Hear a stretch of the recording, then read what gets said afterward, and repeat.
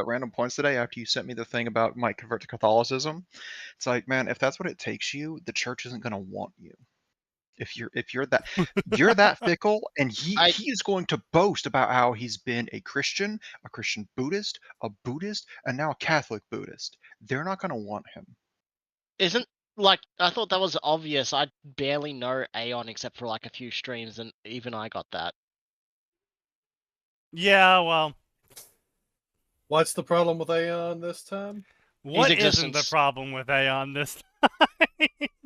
Sneaky Good question. Sneaky sent me some of his random stream of consciousness garbage, which your server apparently made a meme for. Yeah. What meme?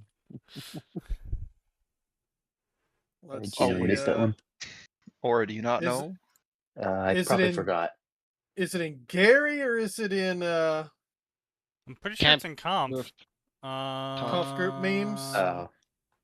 I remember seeing it. No. Maybe it was in Thunderdome. What if Oh I yeah, just it was look in up Thunderdome. Aeon? Oh, is it a recent It was post? in Thunderdome, yeah. Oh, Do was it not recent? repost it into the chat. No. Oh, you mean the infant posting the DK thing? Yes. Oh, that. I know nothing. I have a curse yeah. of being too intelligent, and as a philosopher, I have to recognize that people just aren't as smart as me, right in the middle, and on the far Yeah. right, I know nothing. The monk. Yeah. Mm. Oh, I that took meme. physical I I thought- took physical damage when Sneaky sent me that stream of consciousness. It's like, hey, look, I enjoyed talking to the guy, but at the same time, You enjoy that? I'd be nice if he could get his blatant racism under control at least. yeah, What? yeah. Yeah. Oh, you guys didn't get every bit of the stream of consciousness that I'm No. unfortunately tapped into. No. Yeah, but the thing is, that sort of mindset I've met it enough that I could probably just predict. Yeah, all the shit you he you said. can pretty much guess what he says. Yeah. But no, I mean, it's just like, do I? Yes, sign. You should know by now. I enjoy talking to anyone as long as they're not talking in bad faith. Yes, and Aeon does a lot of talking in bad faith. No, I think no. Having known him since the start of high school, in real life, he genuinely believes this stuff. Oh, that's worse. That is so much worse. Yeah, but it's why I keep Sneaky. talking to him still. Yeah. I even straight up just told him that last night. I was like, look, half the shit you fucking say, I would have popped off on you for. But I know you actually believe it. So I don't. Because it's like how me and Atten have fundamental difference in beliefs, and the only time I get fucking pissed at him is when he refuses to acknowledge that my opinion has the right to be an opinion. It's just how it is. You know? It's like, I recognize that he has his opinion about his worldview, and that's what it is. And I just want the reciprocating behavior. I have discovered Fair. an excellent place not to eat sushi. Not to eat Would it sushi. be in the middle of the fucking United States? I mean, Away yes, but from this place all was- coastlines? Yeah, but this place was run by actual Japanese people, so I had hope. Yes, but that Oh, doesn't that's a change the mistake. logistics of transporting Yeah. fish, Atten. Okay, we can still get it here frozen. Yes, it's not as good as if it was actually fresh. But Fish!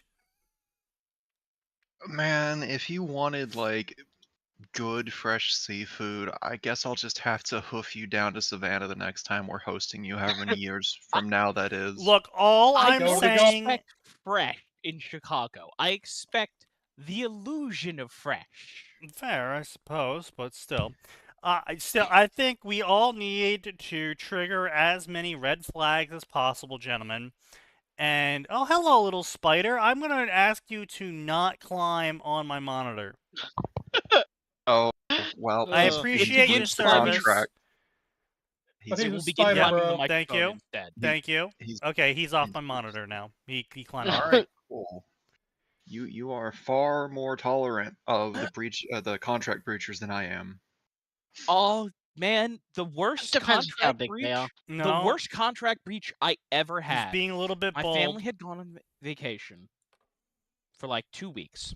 We came back, and I forget what it was, but I start taking a shower, and as I go to turn on the water, there are not one but 2 contract breachers. One's hanging out on the shower head, the other's hanging out on the handle. Nope, they have I to was die. I was like, I see. The bathroom must be burned down. And so then I had to Well, it depends on very. I mean, they were like. Well, technically, I guess one of them wasn't a spider. Technically, one of them was a daddy longlegs. Because, oh my god, that house was infested with those fuckers. I like those little guys. They're fun. No, not for me. It's too. Listen, I know it's not technically an arachnid. It's too close for my liking. No, but they are Fair. huntsmen. So where the fuck is That's you fine, little piece but of they shit? can stop hunting where I can see them. Yeah, they got to stay out of the human habitation zones. Where the fuck did you go, you little piece of shit? All right. Well, Honestly, you It's get not I- necessarily that sign. Stay out of my clothes. Stay in Yep. the corners. yeah. Don't let me catch you Yep. crawl across my shit or my floor. I mean, If I you're on the will wall, be honest. You're really I- pushing it if you're on the wall. So if you're in arm's Do not- reach, it might get splattered. If you're out of arm's reach, I I'm gonna pretend I didn't see killed you sometimes. I killed a quarter-sized wolf spider, and I felt really bad about it.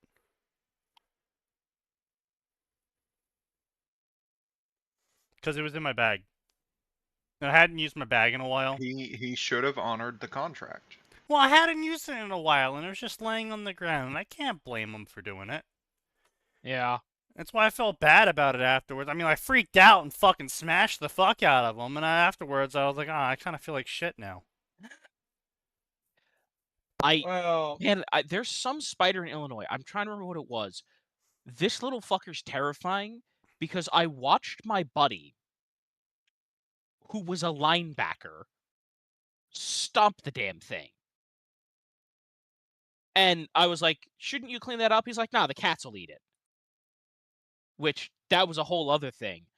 And because we're down there, we were playing the Star Wars RPG. And like 45 minutes later, we watched the little fucker reinflate himself and go skittering off.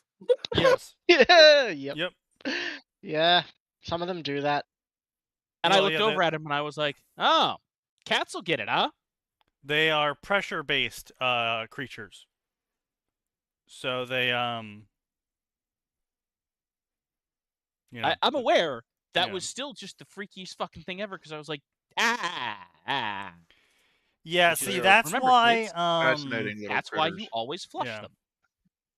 I mean, I just let them be. It's like, hey, look, the spiders will move out when the bugs move out, and the bugs ain't moving out, so I kind of just got to live with it if I don't want to deal with the bugs. Yeah, fair. Yeah. I mean, you know, you get a nice big huntsman spider in your house down in Australia, and you don't have to worry about the rats anymore. Oh, or no. the cats, or no, the dogs, too big. or Kill it with the fire. birds. Oh my god. That thing gets to keep the room to itself. You call it I'll find another sir. way.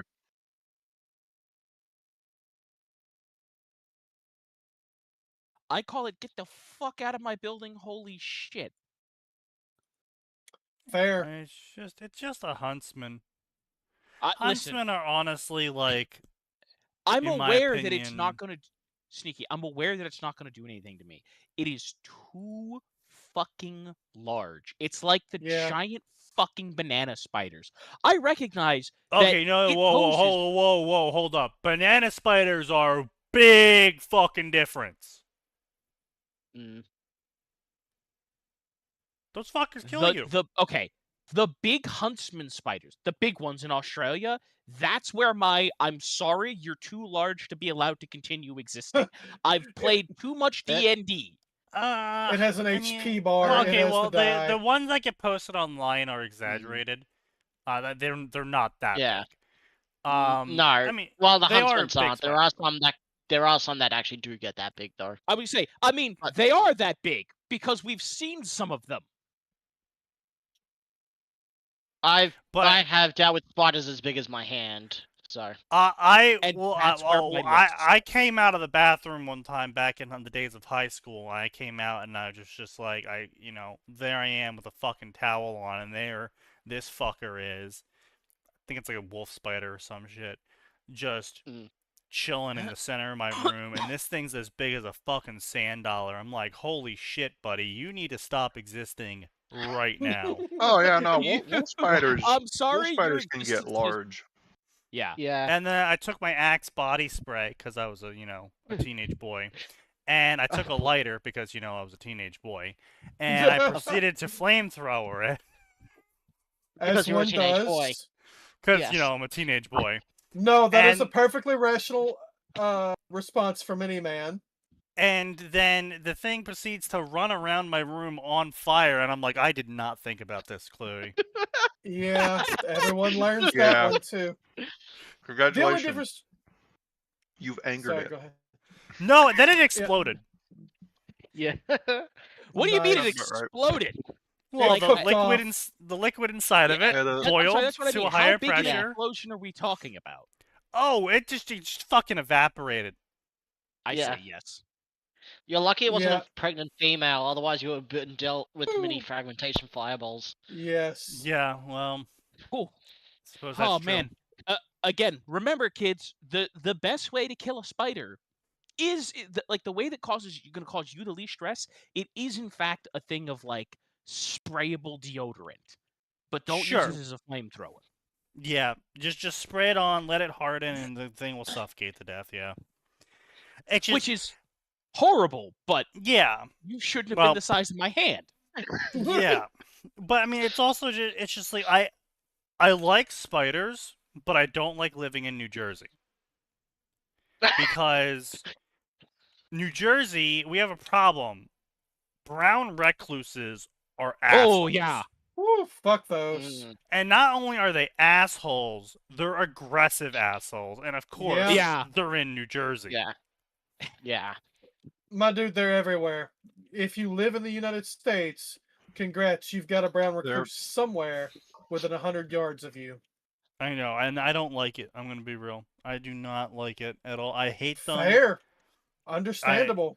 It's just like, that's why I freak out so much whenever I see a spider. Not because I'm seeing a spider, but because I don't know if it's a fucking brown recluse or not. Yeah, you're like, could this kill me? Yeah. Probably. It's like, on one hand, I want to let you go, little guy, and I want to let you be free and go eat as many fucking bugs as you want, because I appreciate that service. But on the other hand, I don't know if you're a brown recluse and gonna fucking bite my cheek and have my face slough off. So, you know. Yeah.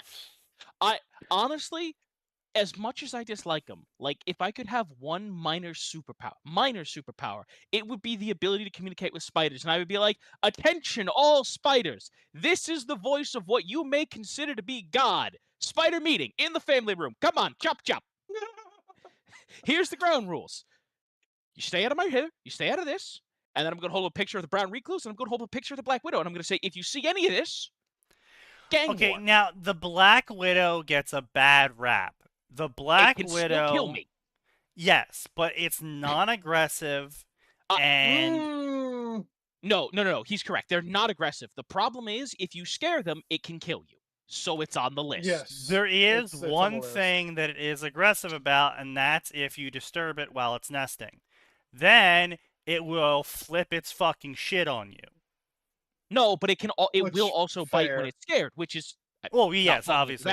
But what I mean is, if you get near its nesting area for its kids, specifically, not just where it hangs out, specifically where it's laid its young, the female Black Widows will lose their shit and just go after you. Yeah. So, you know, there is that. But brown recluses are just fucking assholes. They're like, oh, yeah, no. I'm gonna wander everywhere. Oh. Listen, I know that they're from Jersey, but every brown recluse is in fact just a fucking asshole New Yorker. I'm walking here. You want to fucking walk here? Fuck you, bite. Yeah, pretty much. Yeah. And also, they Like, do not truly, deserve I would to imagine that have most as spiders potent would of be a pretty toxin. chill.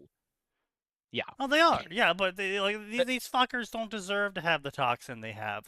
Like, if you want to be an asshole, like, the tarantula's not an asshole. Look at the tarantula. He's a chill boy. Except for the Australian versions. Those guys are. Well, that's the Australian version. Is there an Australian not Australian, sorry. Is there a spider? I just thought Australia because we're talking spiders. Is there a spider version of a borzoi that'll hunt other spiders for you? Oh yeah, wolf spiders. Wolf spiders. Ah. Wolf spiders love snacking on their cousins. Oh yeah, listen, they're great. Wolf spiders are the bros. They're still too big. They're way too big. Oh, they're too well, big. yeah, But, like, they have to the compensate for not having venom. Well, the crazy part is wolf spiders are actually super common in Georgia, but we actually have like some smaller variants as well. We've got like 2 or 3 sizes of wolf spiders. They don't have venom and they don't have webbing, and they just fucking blitzkrieg things. So, you know, respect to them.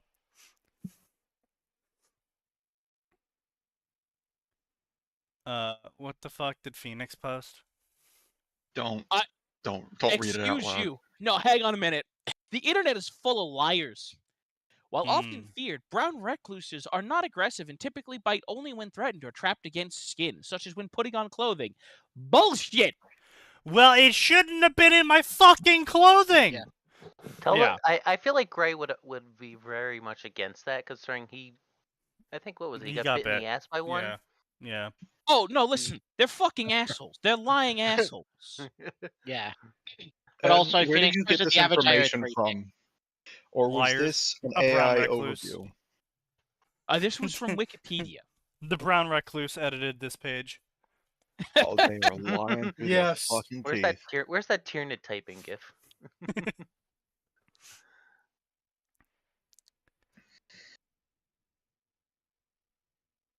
Oh, good crash out to have, that Sneaky. is Just a short just one. crazy.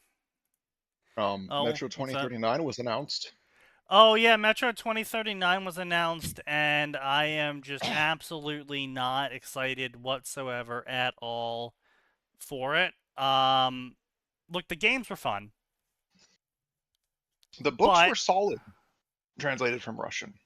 The problem is that the author is Russian, the team making the games is Ukrainian, and the author has a long-time anti-Russia bias.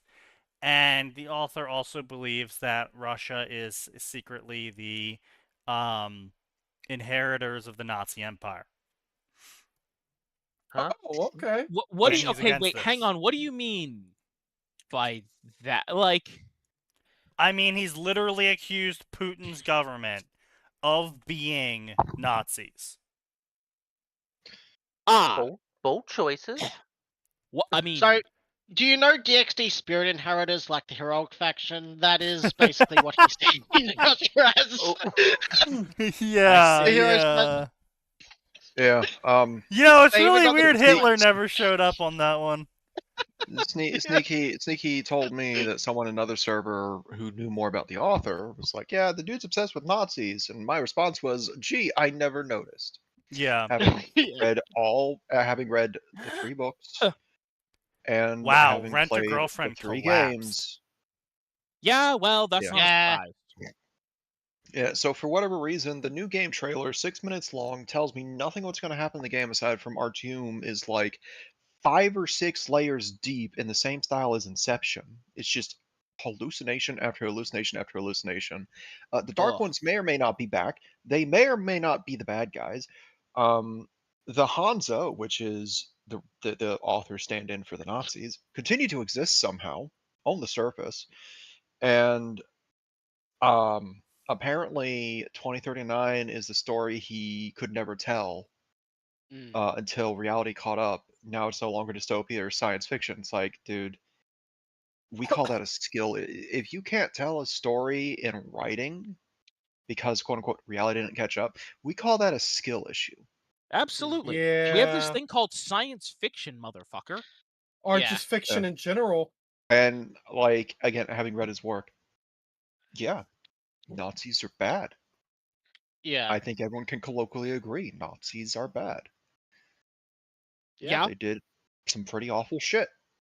So were the Soviets of that time, and so was a lot of people, I don't know why you had to wait until the decade of 2020 to make a game to tell us just how bad Nazis are after 3 games prior and 3 books on record. We had this game called Wolfenstein. Yeah, I was about to say, right. why would I play your series. game? Why would I play your game if I could just go replay Wolfenstein? Speaking of other game-related crash outs, one that none of us are having, of course. I sure hope so, at least. Pragmata. I take just once. Wait, what? Yeah.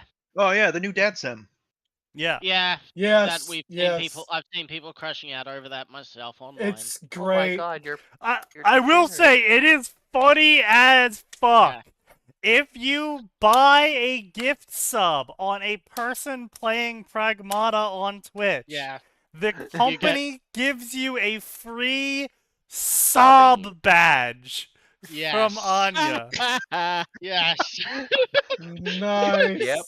Yes. Okay. Very cute and that's in line with Coach. That's in line with some Japanese devs being absolute shit posters and not giving a shit. Yeah. Well, to be fair, and I do mean this quite literally, she is cute and she is funny. I have seen a lot of clips where I have laughed my ass off at the shit that goes on in them. Another daughter has fallen. And the it's like, Hugh this Donna is adorable. Yeah. The Hugh Donna one is both adorable and funny. Yes. Yes. Because for children will do that. They'll just be like da da da da da da da da. You're like, you just have to cut them. You have to physically apply the brake to them with a gentle hand. Yeah. Yes. And in this case, a cool mask animation. Yes. Yes. It's called the Cryana. Yeah. Yep. The Cryana. Yes. Oh my god. From now until April 30th. Gifting it. Yeah. Well, gonna find someone doing that then. It's really tempting. Listen, I haven't paid any attention to AAA games in years, and now we got Crimson Desert and Pragmata, and I'm like, I want both. I didn't like Crimson Desert. I'm just waiting for Crimson Desert to go down in price. I think if you can get past Sign's boomerisms over Crimson Desert, they are just give them another month or so to cook. Every single week they've been putting out huge patches and they've been addressing player concerns over certain controls. They redid a bunch of controls after people complained about them. Yeah. The game's good, and it's it has surprisingly few outright problems, I want to say, outside just they didn't consider some of how this would handle, what would you say some of the problems that they might have anticipated or didn't consider? Inventory slots. Yeah. Oh yeah, that's right. The entire menu. Everything is buried in it. Well, see, that's the thing, though, is because the game is so complex and has so many interactions. It needs menus. It needs the excessive amount of menus, yeah. There's another problem with, okay, I need to block, but this is also mapped to the action button for, what was it? Dialogue choices and other things, but only sometimes, not all the time. Oh yeah, you need to hold the block button to talk to certain special NPCs for quests. Yeah, I mean that was weird, but it wasn't. That's contextual input, which is been in gaming for a while. Yeah, it's not always I cannot contexting. tell you the amount of times I accidentally climbed an NPC's face instead of talking to them in FF15 because I hit the button too early. So it's Yeah. how to say this? I would much rather we get a Crimson Desert than get a what do we say? I would much rather a Crimson Desert than a Fallout 4. Agreed. Yeah. Yeah. Like I've had some pretty negative experiences with like a lot of the bosses in Crimson Desert, but it's like the general gameplay, the exploration for the most part, I've enjoyed that. The bosses I just don't like because they kind of want you to have like to mess with like certain skills and shit, or the game is very hands off, and coming in from a lot of games which pretty much give you, if not the basics, and have simple controls like say Dark Souls, where it's like you kind of get the instructions pretty damn quickly. Sure. Where this one, it's like there's 20 different mechanics, 20 different abilities you need. Certain bosses kind of require a very specific loadout, or you to have certain abilities. Otherwise, you're gonna struggle a lot more. Sure. Yeah. And, What I've seen I've from had Crimson so many Desert, bad experiences with the bosses because of that. Yeah. And What it's I've like, seen it's from obviously Crimson a skill Desert issue, is it's a but modern day Assassin's Creed RPG done right because it's not tied to an already existing Dominion, essentially. More or less. Yeah. Mm-hmm. Well, I mean, it's kind of tied to Black Desert, but yeah, I would say it's very tied. I mean, it's very tied to Black Desert. Like, I will say I massively appreciate Black Desert. that they decided to not go forward with making it like a prequel MMO. Yeah. I would have been no interest at all in the game. Yeah. I would Plus, have what not. I've seen, I wouldn't have bothered either. Even it's not a prequel MMO, it's still more faithful to Black Desert Online than modern day Assassin's Creed is to the original Assassin's Creed genre. Yes. Sure. Yeah. Yeah. But the fact that there's just so much stuff to do and whatnot, it's like it's honestly just impressive just from that alone. It's like, god damn. Right. Well, it's sort of like what was it? Armored Core Max. That was the one with the 108 button. Ugh. You mean Steel system. Battalion with the special Steel controller Battalion. on Xbox? Yeah. Yeah. Steel Battalion. A controller that, like, once a year, I will go on a 1 to 2 hour fever search. Like, can I find one that's not like $200 fucking dollars? The answer's still no. Yeah. By the way. Yeah. Steel Commander was the special controller. Armored Core was the special grip when using a regular controller. Yeah. Was the best way. Yeah, Armored Core was a weird one where they're like, by the way, to maximize potential of this, turn your controller backwards. Upside down, yeah. Backwards, no, upside down. Backwards. No. Yeah, no, not upside down, just backwards. Backwards with a certain spider-like grip, I believe it was. Yes. Was the best way to put it. But yeah, my point though is that I would much rather a game with too many ways to play it and options and ways to interact with the game than everything getting boiled down to press the attack button, press the attack button, fair, press the attack very button, fair, press the attack press button, the attack button twice, dodge, press the attack button, press the attack button. Heavy attack. Press the attack button. Dodge. And combat. Or not even. I would genuinely. Or not even that. It's just heavy attack. Hit the attack button twice. Heavy attack. Congratulations, you've infinitely staggered even the hardest boss. And it's like, well, what's the fucking point then? No. I'm more making fun of super simplified combat like Enfield, Genshin, stuff like that. True. Yeah. Yeah, I would rather if I had if I could, I would buy like 3 more Crimson Desert type games. Like, that's complicated. Yeah, they're complicated, but they're like there's so much done. It's like I'm just impressed just by the sheer amount of depth they put into like all the mechanics. Like, I mean, it's just at the end of the day, I don't dismiss simple games, but I also think people need to remember that video games are supposed to be games, and games are supposed to have rules to them. And sure, checkers is a game. However, if you notice, there's not a lot of checker-likes out there. There's pretty much just checkers.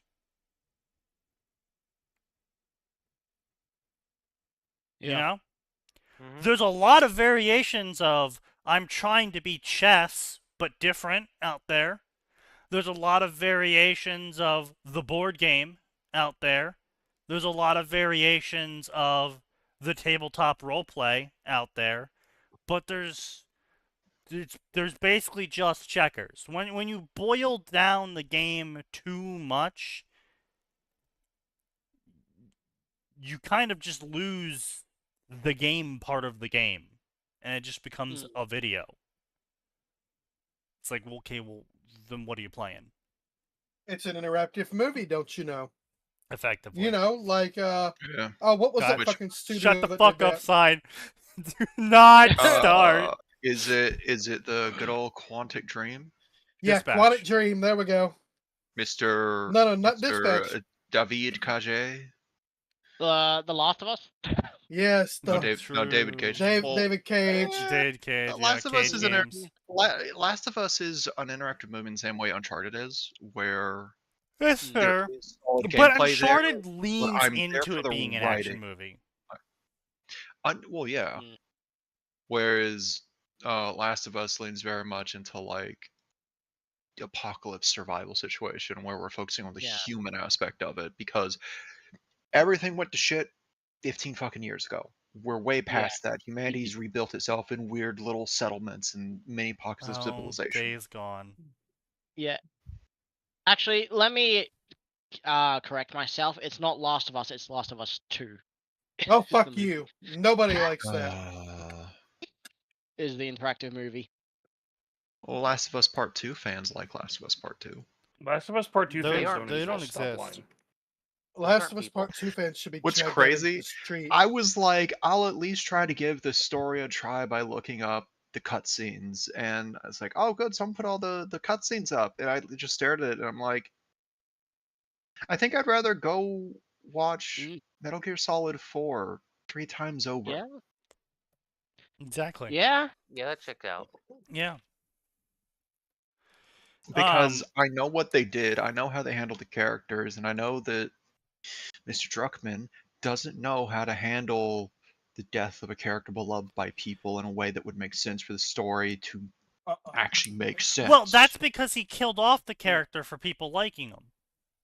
Yes. It's not. Why would it's you also like not this character? It's not it's my also not just favorite that. character. Fuck you. It's not just that.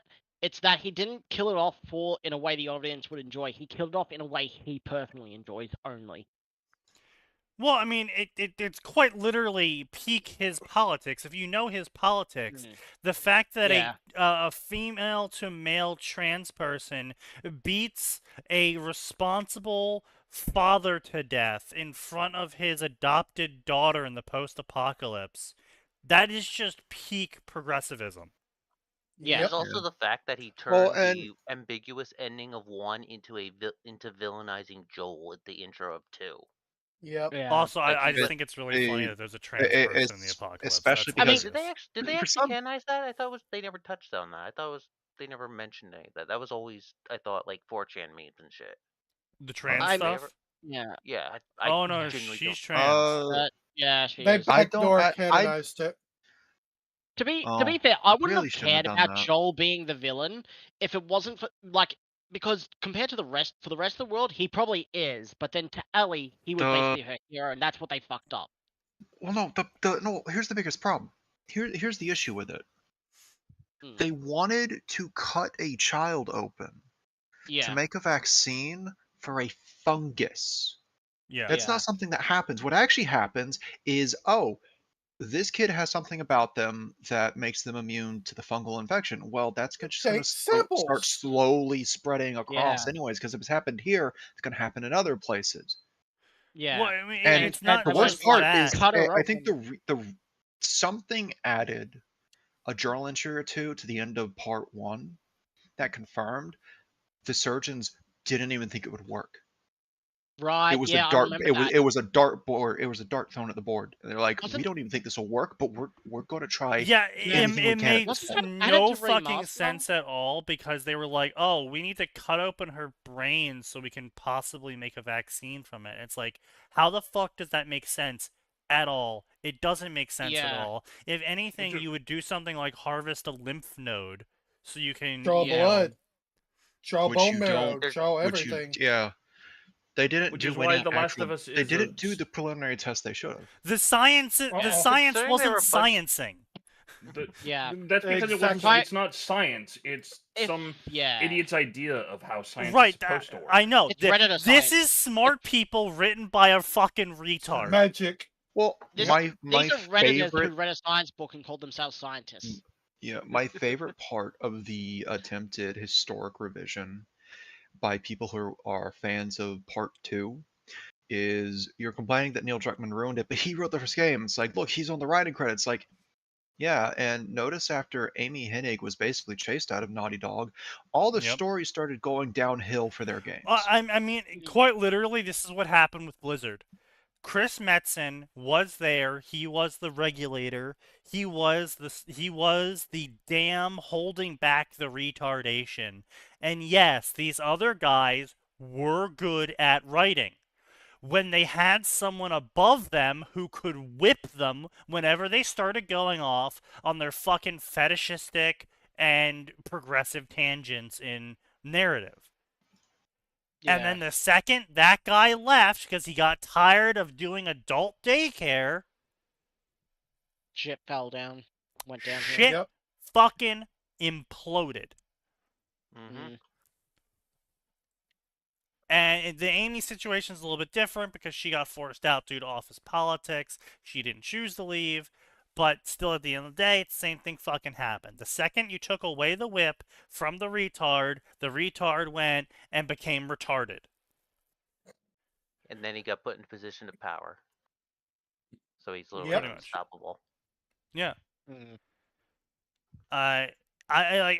Look, I love Kojima, but Kojima was possibly one of the worst things that ever happened to the gaming industry. Yeah. That's a sentence. No, I get what you're saying. It's get- the Kojima and his wacky twists bullshit. Well, it's Not the just Kojima wacky- and his wacky twists, the Kojima But also and the freedom. his his obnoxious narrative telling, his wacky trailers that make no fucking sense, the freedom suffering given to him with artist. no one to actually like counter him, essentially. Well, it's not even when he was doing Metal Gear, like he was still Yeah. kind of being corralled, and he still was just fucking insane. Like if you go and look back at the shit he put in, even in Metal Gear, like Snake Eater, it's just like, what the fuck is going on? Like this it's a little person just silly. turned into bees. Yep, it's a little. Yeah. Well, it's supernatural. Yeah, but Sign, it wasn't supernatural until that very moment. You were just a commando crawling through a fucking jungle, and then suddenly the person in front of you turns into fucking bees and kidnaps someone, and you're like, what is going on? What the fuck just happened? Yeah. To be Yeah. fair, there was a bit of that it's in one not as like well. they go on in the rest of the game is like, oh, they explain the supernatural. No. No, they the don't. rest of the game is just shit's about to get weirder. It's like, yes. Okay. Are Like, we ever what the going to fuck, explain any of this Yeah. ever? No. Yeah, Kojima No. particles. What does that Honestly, mean? Fuck you! I think To be 3 fair, was where Metal he was Gear- like, I'm just gonna have a fuck ton of fun and find weird ways to screw the player over. Like, Oh, for example, Sure. the solution to one of the boss fights being, well, your controls are reversed. How do you fix this? Unplug the controller and put it in slot 2. Yes. That was A in one, fucking in Metal what? Gear Solid 1. Yeah, That was yeah, in yeah. Metal Gear Solid 1. That Yeah. was one of the solutions. Instead of trying to rewire your brain to get used to the reverse controls for the fight, you just unplug it from slot 1 and plug it back into slot 2. Yeah. He's making use of hardware functions that no one else had thought to do at the time. Don't forget that Okay, one of the fair. codes for the door is in the game manual, which is no longer fucking sold. Yeah. Of course. It's like, oh, where's Meryl's codex? Oh, it's on the back of the box. What the fuck do you mean it's on the back of the box? What box? There's no box. The CD case that the game came in. Yeah. You mean the thing no one can get? I see. That's what I'm Yeah. saying. Like, I love all of that shit. I think it's very creative and quirky, and I love it. But the problem is, because of how successful it was, game companies were like, "Oh, So we can We're give gonna ape these Kojima. fucking insane artists money and they'll produce lots of money Yeah. in return. It's Money Machine. Fantastic. Here's Yeah. $1 Motherfucker kajillion. goes Money, brr. please. I mean, well, don't forget in Metal Gear Solid 1, there was also Kojima's supernatural twist in there, like the voodoo crows that ate a guy alive after you beat him, or the arm transplant that overtakes some guy's body. Well, that was Metal Gear Solid 4 explicitly, and that was No, real. the crow one was 1. No, the arm. The arm was Metal Gear Solid 4. And it's No, that worth was in reminding 1 as people well. that we still don't know what that was. That was in 1 We as don't well. know, we don't know if the arm on Ocelot actually had the soul of was it Solidus or Liquid? Yeah, It was Liquid, I and think it we was don't know if it Liquid. actually held a portion of his soul, or if Ocelot's experience with self-hypnosis was heavily abused to achieve that. And the best part is, I don't think Kojima's ever going to say what it was, because at this point, of course he's probably not. forgotten. But hey, don't forget about the cyborg ninja samurai that can turn invisible. Or his mechanical dog. Yeah, and Sneaky, as for giving Oh, crazy no, I was artists talking about Grey a Fox bajillion dollars, if they'd found more Kojimas to do that with, that probably would have worked. Again, But that's they weren't the finding problem. crazy Kojimas. It's the same with like MCU and shit. They where were kept trying to finding copy that theater guy. kids who flunked out. The deepest, most comprehensive bit of lore that Kojima ever added was that Brazilians could double jump. True. That's crazy lore. What an amazing buff to have in that world. God, Jetstream. I still find it hilarious that Jetstream Sam was like probably the most jacked fucker on the planet. Jetstream Sam is still one of the coolest characters Kojima has ever produced, and I really am sad that for whatever reason, most of the releases of Revengeance changed the oil from the cyborgs and robots from white oil to red blood. Because that was supposed to be a surprise in the Jetstream Sam fight where, oh, that's red liquid. Oh, he wasn't augmented. Oh, because it was only his arm. And that's because the arm had been lost in a prior mission that you got to play the DLC for. Yeah. He lost it against Armstrong, right? Yep. Yeah. Also, you got to fight Armstrong again as Jetstream Sam for that DLC. Also, Jetstream Sam was just there for the fight. He didn't have some sort of evil motivation, or he wasn't wishing for the good old days of 9/11, or he wasn't talking about the philosophy of memes. He was there for the love of the game. Me, you, swords now. Yep. I am here for the vibe. No, you do not have a choice. Truly, Jetstream Sam, Watch Mojo number 3, saddest death in all gaming. True. But yeah, so point being though is just that Kojima was great, but the problem is that people tried to replicate Kojima, and now we have Last of Us 2. And Horizon's Forbidden West. Druckmann probably always fancied himself another Kojima, not understanding that the only reason his stories were so well received is because someone was there to keep him on the rails in the same way there were people to keep Kojima on the rails. Honestly, I remember he had this idea for a long. I think someone did like a whole video kind of why he was like it hated and shit. He's had this idea for a long ass time, and he's been sitting on it for years. What? And it was only with the game getting popular that he could actually fulfill that vision or whatever. Who are we talking about? What do you Druckmann, Last of Us. Oh yeah, Druckmann. Yeah. Honestly, I think the craziest part about Druckmann. So Uncharted 4 was the final one. It was one last hurrah, and I actually liked the writing in it, except for one part, and it's the way the female mercenary was handled in a 2v1 against two dudes that were taller and broader built than her. Yeah, and she dominated, right? And the crazy part is like I could have accepted this if when her sleeves are rolled up, I can see that her arms are chiseled because she went for a lean build to get muscle mass while still relying on a smaller form for just general agility. But they no, didn't do that. She looked like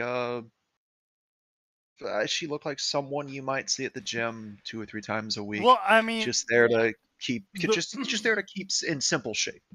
I mean, the problem though is that like we have proof through countless official and unofficial testings and comparisons and professional athlete polling and record data, medical data, and all. We have so much fucking data around all this of just even a woman who's not taking steroids at peak fitness would still get bodied by a guy. Serena Williams. No, Serena Williams is claiming that she wouldn't even hit the top 100 best male athletes. A teenage boy, not just a guy. A teenage. No. Well, teenage. They're spry. I'm talking about like we're talking. No, if you pitted a 20-year-old gym rat woman who was all natural versus Usain, you would win. Yeah. The problem is, even old 60-year-old fucking Muhammad Ali, or was it Mike Tyson or whatever, would still be. Oh yeah, no, 100%. Like they're like a woman out in one punch. Top female MMA fighters. Like we're talking the best female fighters in the world. They got asked in an interview, "Hey, would you be willing to just fight any guy? Like just a guy, period?" And the woman was like, no, I'm not fucking stupid." That was Ronda Rousey, wasn't it? Yeah, it was Ronda Rousey. Yeah, she was just like, "Why would I do that?" Okay, but again, the only ones that hesitated were the trans athletes who were like, "Oh, maybe, you know." Which, again, Sneaky, keep in mind, Sneaky, like Uncharted's action flick. We have to have some suspension disbelief. No, absolutely, if they had showed her chiseled, I wouldn't have a problem. But here's the thing though. The caveat is the Black Widow fight style of I can roll my eyes to this and be like, okay, if the people that she's fighting are really unskilled and she's really skilled and she's skilled in a fighting style that is about using your opponent's momentum and mass against them, I could theoretically believe her winning. Yeah. Sure. But it isn't. That's basically the application of what is it, jiu-jitsu? God damn it, it's Bot. God damn it, Bot. Jesus. We cannot say that. You we cannot say that on asshole. stream, but God, we cannot. But if someone wants to make it funnier, they can @sign with his special star animation I made last year. If they really want. Yeah. Wait, hold on. Sign when he wins. I need to post that in the SDM quotes. Oh, fuck that you. is too good. Oh. That's crazy. Anyways, I would send you the fight scene, Sneaky, but it is like an 8-minute. No, I get you. You're gonna complain about it, and I'm going to agree with you, because she doesn't go for like the super lithe, athletic, like this is Laura Croft, chiseled like an Olympian that she should have been. She just starts like fucking kickboxing, basically. Real solid stances for every move, just about. Sure, yeah. And kickboxing. There were several points where I just rolled my eyes. Like, I know the Drake brothers are in their like 50s, and they've been out of the super athletic wall climbing shit for a while. But guys, you have like 3 times her weight over her combined. Why are you struggling? That is another thing that really does need to be dispelled in just Hollywood book writing and fantasy in general. Is there is a mass limit. when you hit the critical mass limit of difference between you and the person you're fighting, it doesn't fucking matter anymore how good at fighting you are. Yeah, you could put those women against the WWE fighters, which are essentially actors, and they'd still lose. That's the problem. Like, no. All right, those guys are actually strong. They do work out. Those guys are really strong. Yeah. They do play out. They do play act, no, but they are ripped. But I'm bringing that up because they act so much they would hold back subconsciously and through fucking. Maybe, but like I watched a video from Shadiversity, right, where he was like, okay, how much is the force difference really? And he got himself, who he's like 5'11", and he got one of his, site workers, who's like fucking 6'4" or whatever, right? He's like, 380 pounds, 6'4", built like a good old boy. And so Shad takes a swing at the dummy. They get like a pressure point of like, we're just gonna, for the example of my memory, say 100, right? Shad gets a 100. The other guy with the same stick and the same build-up swing, without moving or running or anything, hits the dummy and gets like a 320. Mass. That is just pure mass behind that swing. Yeah, it's a whole theory that was and Shad's just like, in... Jesus fuck. Yeah. There's a character in Tekken who takes that particular theory behind fighting and applies it to the extreme. His name is Bob. He's built basketball. The whole reason he did that is because he is like, more mass equals harder punch, and I can stay in shape that my body can handle the extra 300 to 400 pounds of fat I put on. Because Bob, that fat's natural armor. Bob is kick flipping all over the fucking place. But yeah, like it's crazy what mass can do as a difference. But it's also like, this sort of shit gets stuck in my head because, of course, my stepmother, right? My stepmother recently, I say recently as in like past 5 years, she loves decorating the house. Loves decorating the house for holidays. And you know who has to get the shit out of the basement? The guys. Sneaky. Specifically Sneaky if he's there, yeah. And these boxes, they're fairly heavy. Like, they're manageable, but heavy. Hefty. And I wasn't there one time. And she had to go and get the boxes herself. She's struggling and huffing and puffing. And now, keep in mind, she works out. Yeah. She is a stay-at-home mother, so she can work out 3 times a week. And she does actual workouts with an actual trainer to try and stay healthy as possible for her, right? So she's not like, sounds like you're in a wind tunnel. Yeah, he's in his car or whatever. He's not. So she's not pushing like the weight limits or anything. She's not trying to build muscle, but she is very active, right? I am not. The most workouts I've done is get up from my seat to walk to the kitchen. Okay? Yeah. But... And she's like, can you go get that box? And I'm like, oh, yeah, sure, fine. Because she's struggling. She's huffing and puffing. It's like sliding centimeters at a time. She's like dragging it on the floor. And so I walk over to the box. She's like, oh, no, wait, hold on. I'm like, huh? And I go down, lift it up, and just start moving it. And she's like, Yeah. I'm like, what? Like, listen, there's some people they just don't quite understand.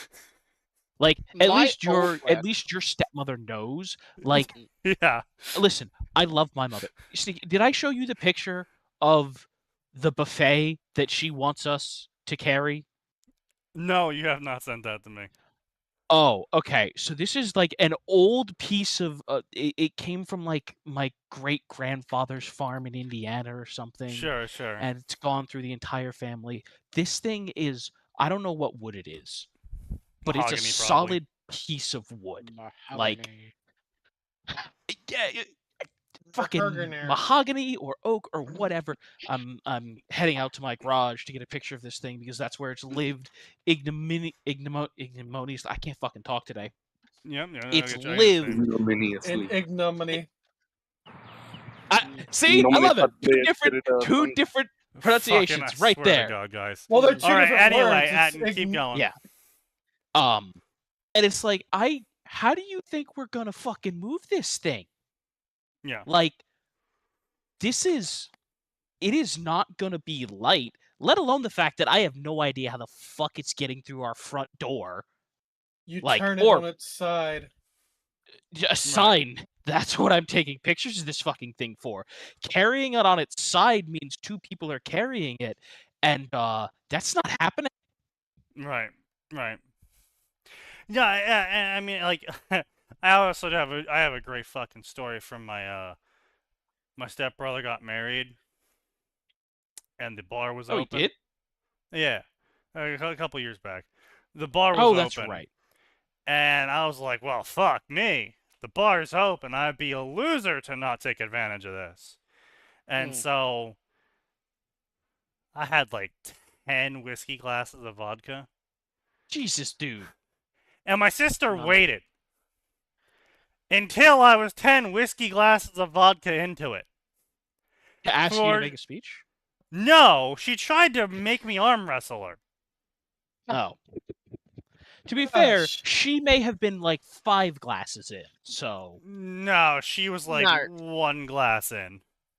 Yeah, no, you don't do that, because that's gonna just... Oh my god. So she's like, come on, because she's boasting about how she does Pilates every single day, and I'm just a lazy asshole who never works out, and I'm a fat slob, and blah, blah, blah. And I'm like, all right, yeah, sure, yeah.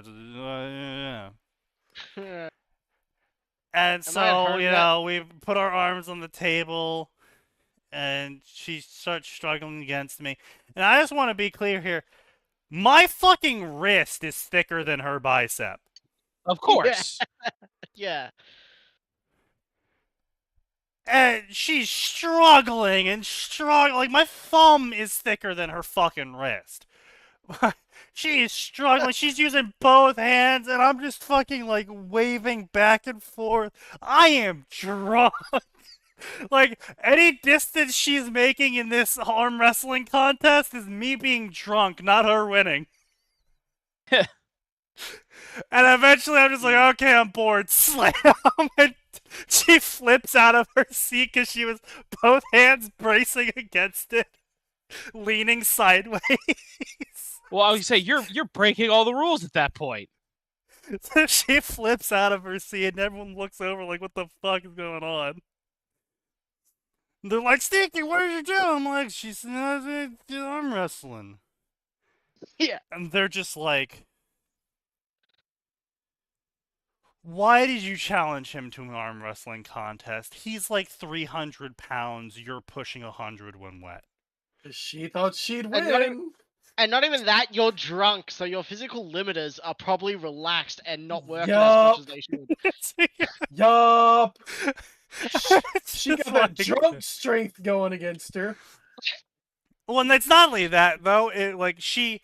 Again, and this whole female thing of labor isn't working out.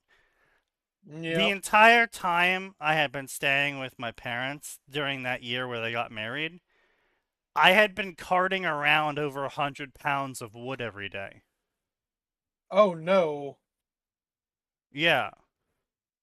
I'd been chopping wood for hours, carting it up and down and to the back and upstairs, downstairs, up a cliff, down a cliff. So you were fat strong. Yeah. Like, yeah, sure. I was eating a fucking lot. Yeah, I was fat, and yeah, I didn't like lift normal weights. Yeah, but you're I was carrying your own weight when you're fat. Right, but no. There's different types. You have like skinny fat, you have weak fat, you have like fat strong, farmer fat. Have, like, and then you got lumberjack fat, and you're like, oh, don't fuck with them. Yeah, because they're just shaped. They're just like a human brick. Yep. So yeah, no. Also, favorite story about this kind of thing. I think it was Chris Rock had a bodyguard who was super fat. He was like 7 foot and change, 500 pounds the way he tells the story. Oh, that's definitely mahogany.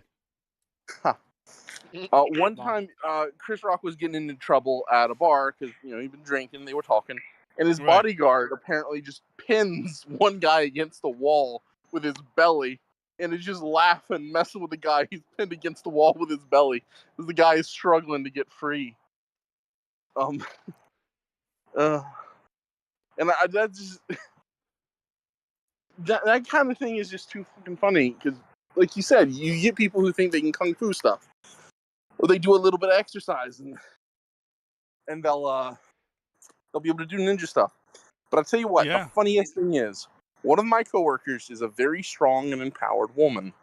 Oh boy. We had a guy come in who went full serial killer on her. Oh, literally.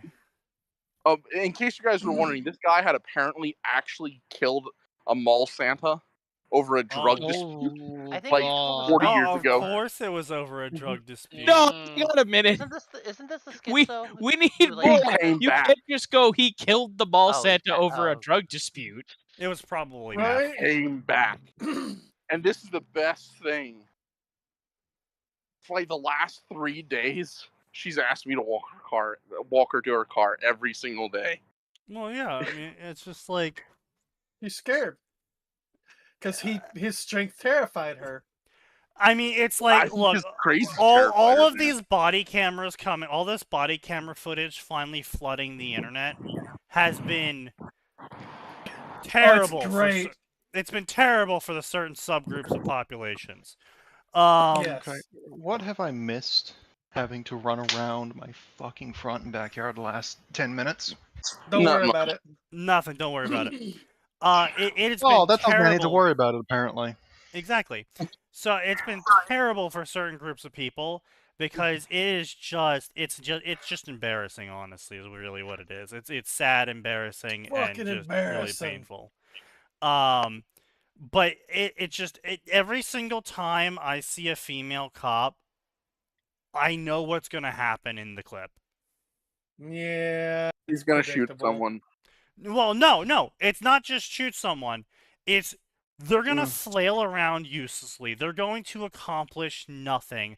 And they always do exactly that in every single clip. Like, there was one dude, not even part of the crime going on, and he was just getting too close and shouting stuff, and they're like, okay, you have to back off. And he's like, what are you going to do? What are you going to do? What are you going to do? Are you going to make me? Going to make me? And so finally she tries to arrest him. She can't arrest him. Another woman cop comes up. Now it's 2v1. Both of them can't arrest him. Three more women cops show up. It's now a 5v1. They still can't arrest him. And it's not even like this dude was even muscular. He was fucking lanky. And they just couldn't get him to fucking get on the ground. It took 2 guy cops showing up to finally wrestle this dude onto the ground, and that was because the women were almost hurting the guy cop chances at half the points in time because they were just getting in the way and grabbing random parts of the guy's body. Oh, that reminds me of something that happened in my town recently. There was a guy who was he was drunk and he was getting in his car, and the 2 lady cops tried to arrest him. And he ended up literally just sort of standing up with both of them holding on to him. Got in his truck with one of them still holding on to him. Yeah. And then was later charged with kidnapping because he literally just got in his truck and drove off. And took it. Yeah. Yeah. I mean, hey, that's still better than the 2 female cops that pulled someone over and then ended up with a threesome with the guy, so... Oh, okay. Yeah. I think the whiskey might have prevented that, but... Women cops. That was in Florida. Well, never forget the Georgia cop. Never forget the Georgia cop who got kicked out of the police force because she had sex with 6 other officers. Yeah. And one of them was the canine unit. Yeah. and she alleged that the dog intimidated her into having sex with her. Sorry, what? Yeah. Wasn't the dog a golden retriever? I'm sorry. No, No, it was a German Shepherd. I'm sorry. I'm gonna be real. That sounds like the start of a fucking shit ass hentai. Yeah. No. Yeah. So she didn't explicitly call out the dog, but she said that all 6 officers that she had sex with cohered her into having sex with them. And it listed the dog as one of the 6 officers. Oh my god, her husband stayed with her. Probably. Did he really? No, apparently that's what I'm finding about the scandal. Her husband, Jedediah. That's insane. I mean, speaking of scandals, Saikuno. Here we go. Can we please stop talking about this stupid fucking guy? Oh like, yeah, we absolutely can. Fuck. The ending is here, Atten. The ending has occurred. Why are you acting like we covered this for his girlfriend stayed with him. I don't give a fuck. Exactly, the thing is, this whole scandal only happened because of 3 VTubers trying to white knight and get drama for their own fucking channels and views. Yeah. And then they got exposed as being a rat. Yeah. Yeah, they all got exposed being rats. The girlfriend staying with him. In the end, bringing it up caused more distress to the girlfriend than Saikuno did. Yeah, it's crazy. Mujin ratted out. One of them being Bao. I mean, you know. Bao with her perfectly reasonable. I've been against Bao for a very long time. You all know that. Yeah. I have no idea what you're talking about, and I'm okay with that. Yeah, you don't need to know. We don't need to go over it.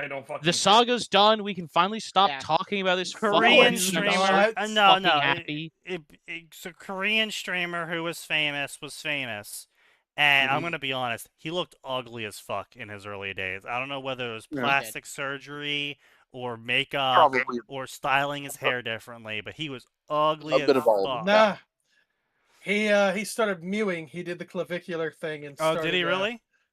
Yeah. No, I'm joking. Oh, okay. So it was probably plastic surgery then. Anyway, point being is he was playing this archetype of nervous nerd, milady, redditor type. Yeah. And which at some point in time became hot, and so now not only was he an innocent boy, but he was also hot, and he had lots of money because he was a big streamer. And so he had a shitload of girls popping into his DMs asking for sex because they thought they could ride his dick to popularity. And they wrote his dick. Yeah. They wrote that. He didn't say no. They didn't write it to popularity, however, because hang on. He was in a committed relationship. He absolutely should have been saying no. He should have, yes. I agree, but he didn't. Yeah. But he didn't, and so it is what it is. But point being is, a shitload of girls then realized, because they started gossiping with each other, that he fucked them all, and they were not the main piece. I don't even understand how they started gossiping. I don't care. Like, it's women. They talk about sex a lot. No, I just mean like they all just had like a group chat. I'm fucking Saikuno. Yes. Is that the group chat? Yeah, no, quite literally. They were talking about a convention. Supposedly this is how the story went and how this all got revealed. Is they were talking about a convention that was coming up. Saikuno was going to the convention. The girl who just fucked him talked about how she was going to go to the convention because of Saikuno. And then one of them was like, oh, don't you know he sleeps around? And she's like, what do you mean? He told me he was the first one he had ever sex with. Yeah, and they're like, oh, I was told I was the first one he had sex with. And then they're all like, oh, we all had sex with him. Yeah. Oh. And so, yeah, it was one of those situations, I guess. I don't know. That's their fucking made-up story. I don't know. Maybe they actually just had a group chat called We All Fuck Sakuno. Yeah. Anyway. Possible. Anyway. Either way, girlfriend staying with him, and we don't need to not a fucking predator. talk about it anymore. And I'm sorry. yeah, Okay. it's honestly gonna I'm sorry. disappear in about a week. I It need wasn't to you. answer this. Why are you acting like this has been discussed 24/7 in this server since Tuesday? I'm just sick of hearing about it. him. Has I been in don't give a signing shit. and SDN. Where are So, you going that you're I'm- hearing about it? We've heard about him on this show every week for the last like 3 weeks. I'm just sick of the No. dude. I don't give a The drama's fuck. like 2 Adam, weeks it- old at worst. No. I'm gonna Yes, say I something. know talked it's about not it actually on 3 weeks Tuesday. old. Did anybody talked else about it watch the once. Artemis 2 landing with their families? This past Tuesday. Nope. I I'm did. sorry, it was what'd you ask, actually really Alvor? wholesome. No, I but actually we did watched- drop into it last week and saw them in the ocean safe and sound.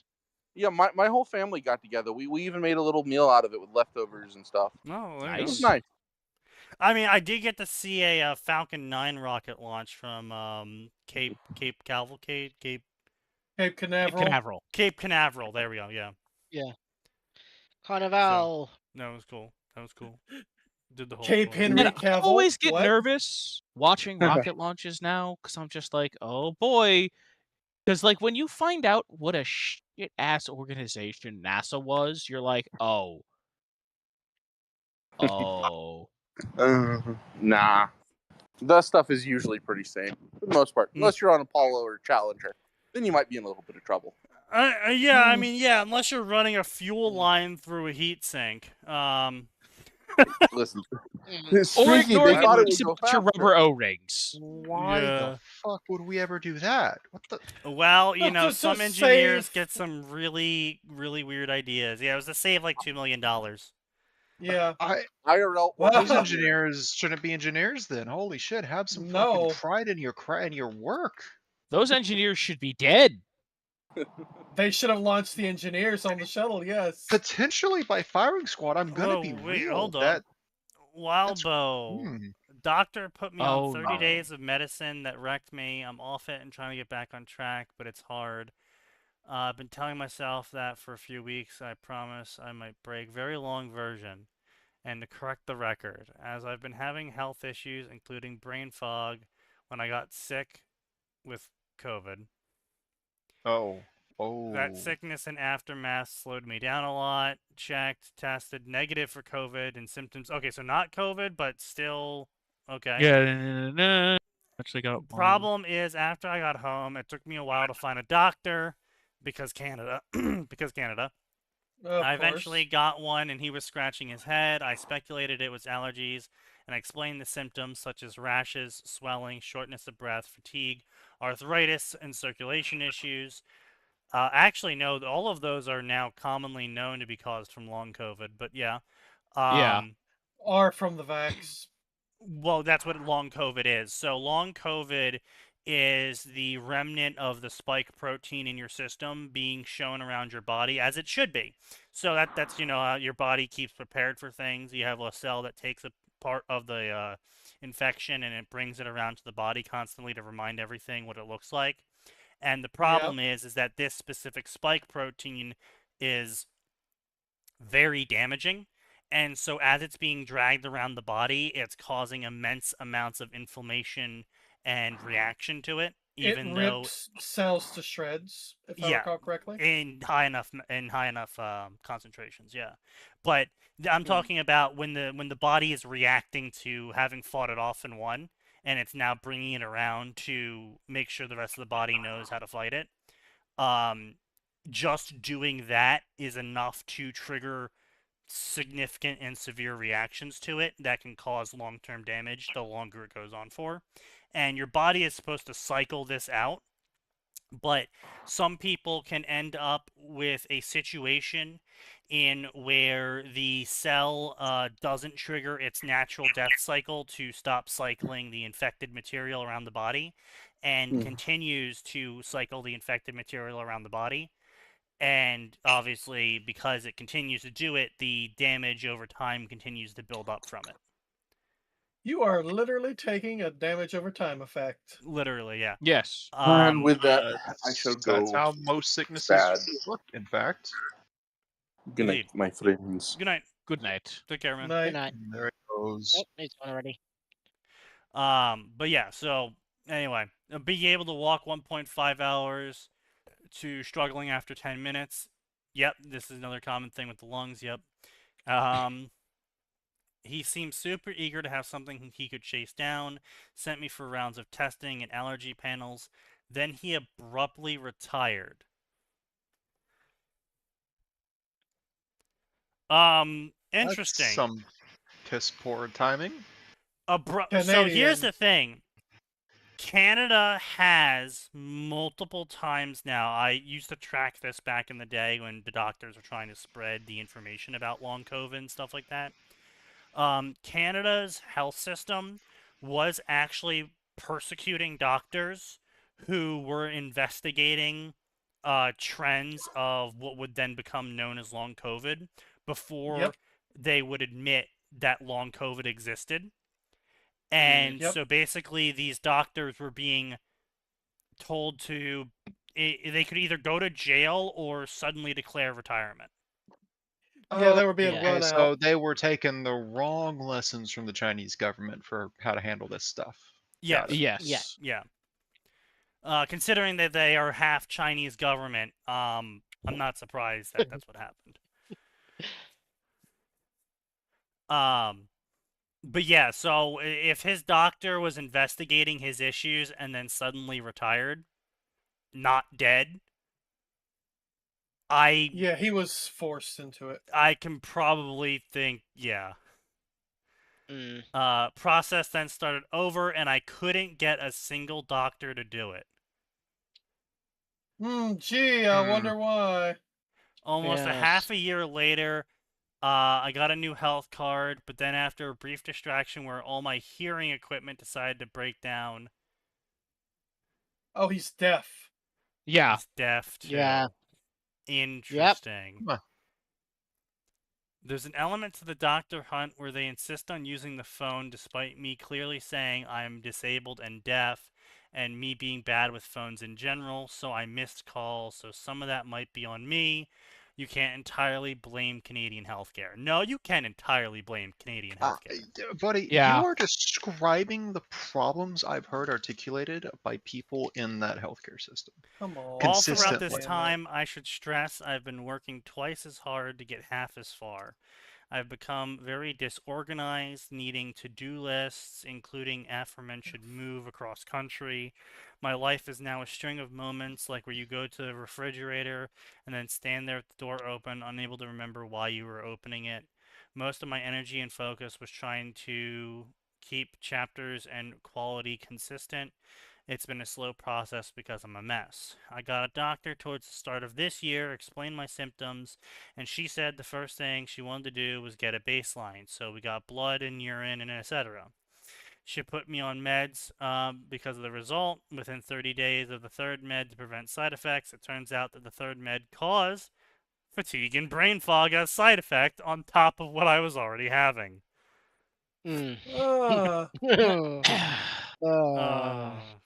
Gotta love it. With the doubled up brain fog, I basically was not able to exist, barely recognized time passing, haven't even properly addressed the pre-existing brain fog that was the primary reason for the doctor in the first place. Others mentioned me losing weight. That was mid-January. I started to diet at the start of the year after being so lethargic since 2022 that I gained a lot, lost some, and then lost more, and then even more when I had a bad reaction to the red meat from a steak dinner. A sensitivity of red meat being something you can get from tick bites, and in conversations with people, they mentioned they had symptoms like Lyme disease. A lot of the things lined up. Oh, okay, shit, that's yeah, there. Lyme There we go. this... Lyme. Yeah. That's rough. I've been sleeping 16 hours a day. I'm very distracted. A month just passed. Big alarm bell moment for me. Every time I go to review what I've written, I find a chapter foggy and inconsistent. I finished the 30-day meds that was wiping me out. I'm piecing myself together now. There's more hours in the day, and I don't want to make promises. I'm trying to figure myself out here. I'm continuing to seek as soon as I can, or get onto Plex, which I'm more eager to write about. Honestly, I thought this story was going to end with him announcing he was being put on MAID. Yeah, him getting Lyme disease, that's rough, buddy. That is rough. Yeah, I would say I knew a kid at my high school who he got it, and holy shit! Like, listen, that's right up there with one of the things with unless they're a genuinely horrible, like kitty touching, terrible human being, you don't wish that on people. No, that's genuinely awful. So yeah, I genuinely hope people in the comments also twig to, yeah, dude, that sounds a lot like Lyme disease. Mention it to your GP. But I mean, like, there's not much you can do. Like, if you find out it's Lyme disease, then you just have to change your diet and live with it. Yeah. Yeah. In one of Wildbow's newest stories, the protagonist suddenly becomes a vegetarian after having a disgusting reaction to meat. That explains something. Of course. I mean, to be fair, we already knew that all of Wildbow's MCs are just self-inserts of himself. So yeah, of course. Yeah. We all know Lyme disease can be cured, by the way, but you gotta try to catch it early if that's happening. Yeah, well, considering he let it go for 3 years. Yeah, the longer it goes, the longer it's harder to get rid of. To the point where he probably hit the point of, you're not getting rid of this, you're just going to have to deal with it and change half your lifestyle. I mean, hey, that's why I was so fucking hard on Gray to get to the fucking hospital and not just blow it off. Because it's just like, I know so many people who have fucked themselves for life because they're like, oh, it's an inconvenience to me to go get this looked at, so I'm not going to. And it's like, 3 months later, well, I lost 5 teeth and I have to get a bunch of implants now and I don't have a savings anymore because all my teeth rotted and fell out. How awful. Who could have seen this coming? Damn, I wish you listened to me when I told you to go see the dentist. Right. Speaking of me being proactive, I just got the repair bill back from my mechanic. $1,300. I had to replace both suspensions, and when they took out the driver's side suspension, they found it effectively cracked and rotted through. Ooh. That's wow, we're very fortunate to still have you among us. And I looked at that cap and I looked at that suspension and I said, that doesn't look right. I need to go get someone better trained than me to look at it. And I did, and it turns out that I possibly might have just saved my life, but also effectively $20K. Yeah. And all I had to pay was $1,000. Also worth it. You may have also unironically saved a random person's life on the streets, or potentially multiple people's lives. Or your own. I said that already, but yeah. He already said that, sign. Yeah, my bad. But yeah, so, you know, I cannot understand when people are like, oh, this thing that is an active detriment to my existence, I'm going to ignore it.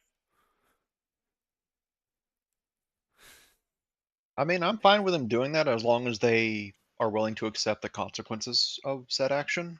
Sure, but rarely are those people ever are. Yes. Like, it's one thing for me to be like, I'm not surprised I got cavities because I didn't go to the dentist and I don't do good dental hygiene.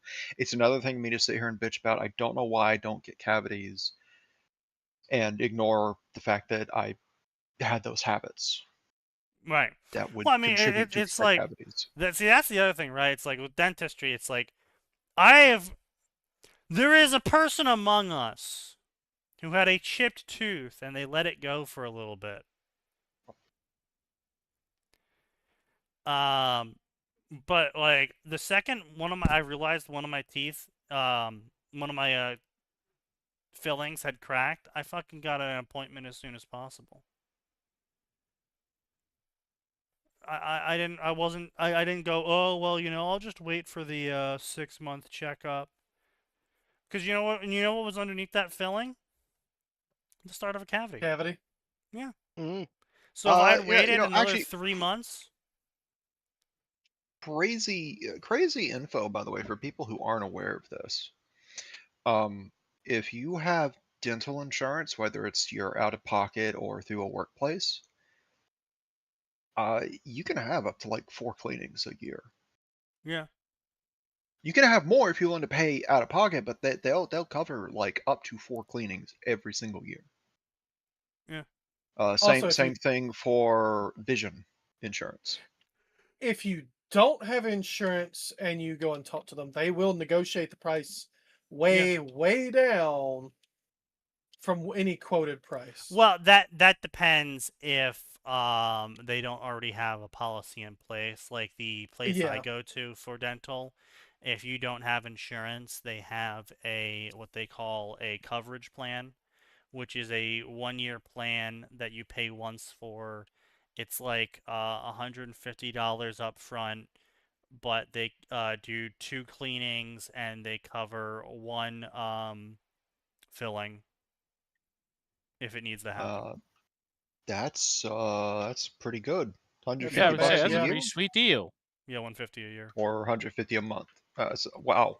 So two cleanings and a filling for $150 a year. That's actually really solid, because that's what the average person is going to end up spending on their dental sometimes, unless you've got a really great workplace plan where it's like, oh yeah, by the way, you pay $250 a month out of pocket for the insurance, and we're going to pick up the other 90% of that.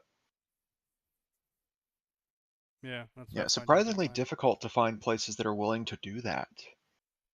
Well, it's because a lot of people don't take care of their teeth, and so kind of shelling out for that's actually like a losing move for companies.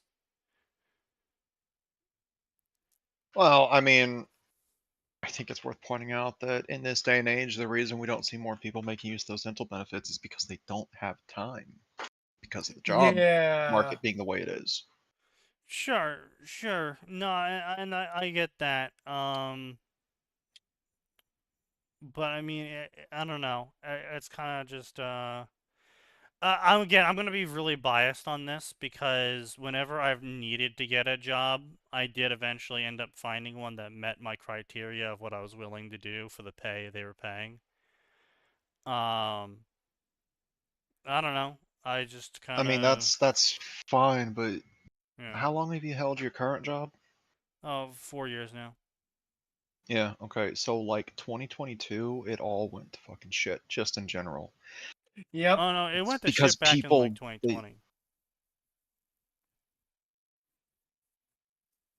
Yeah, but 2022 is when we started seeing it, because things were being locked down. Yep. And No, things didn't start opening up till like midway through.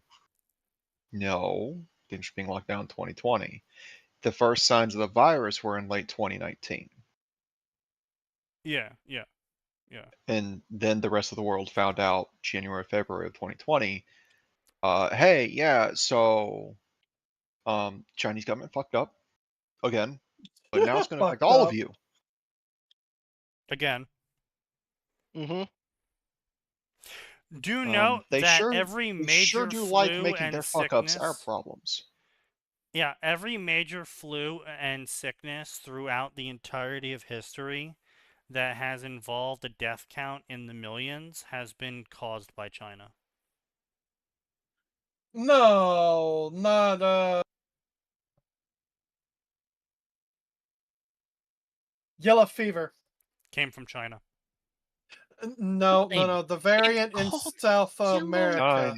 Fever. It well, was to be fair, literally Spanish called flu yellow is called fever Spanish flu because of where it came from. The Spanish flu, yeah. Came from China. No, it's called...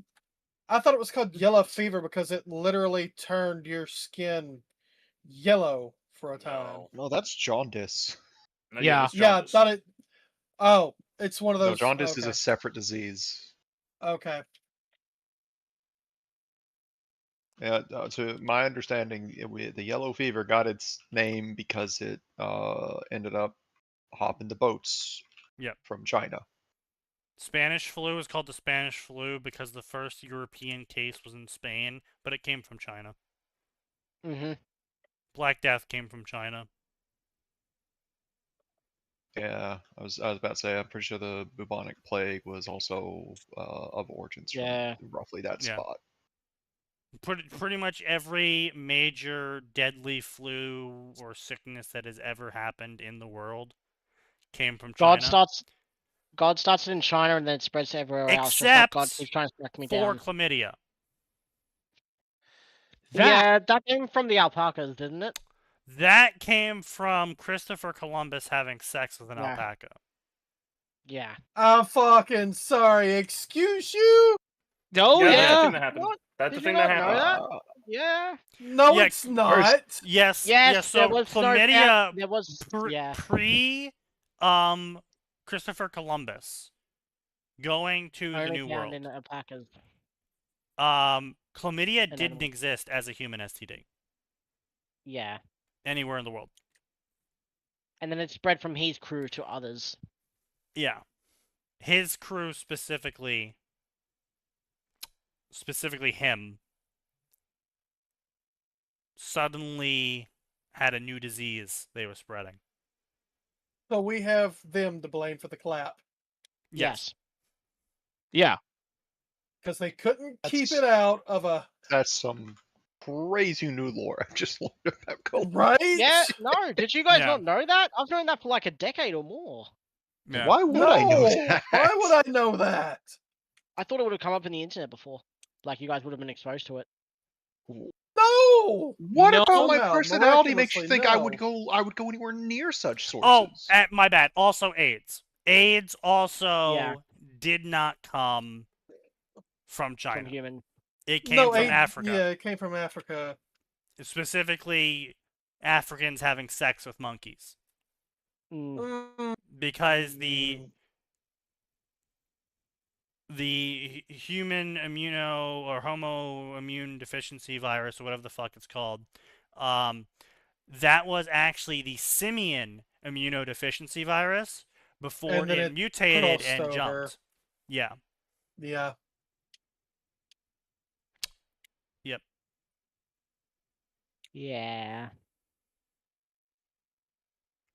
And then the extreme prevalence of rape and dry sheathing in Africa caused an extreme amount of proliferation. That's sand. Yeah. Yeah.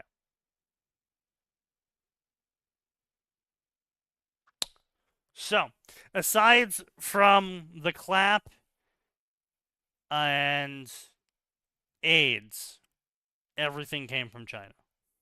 And yet somehow koalas have it all. What? Yeah. Oh, really? No. Koalas have like every disease you can imagine. Koalas every STD biologic weapons specialist.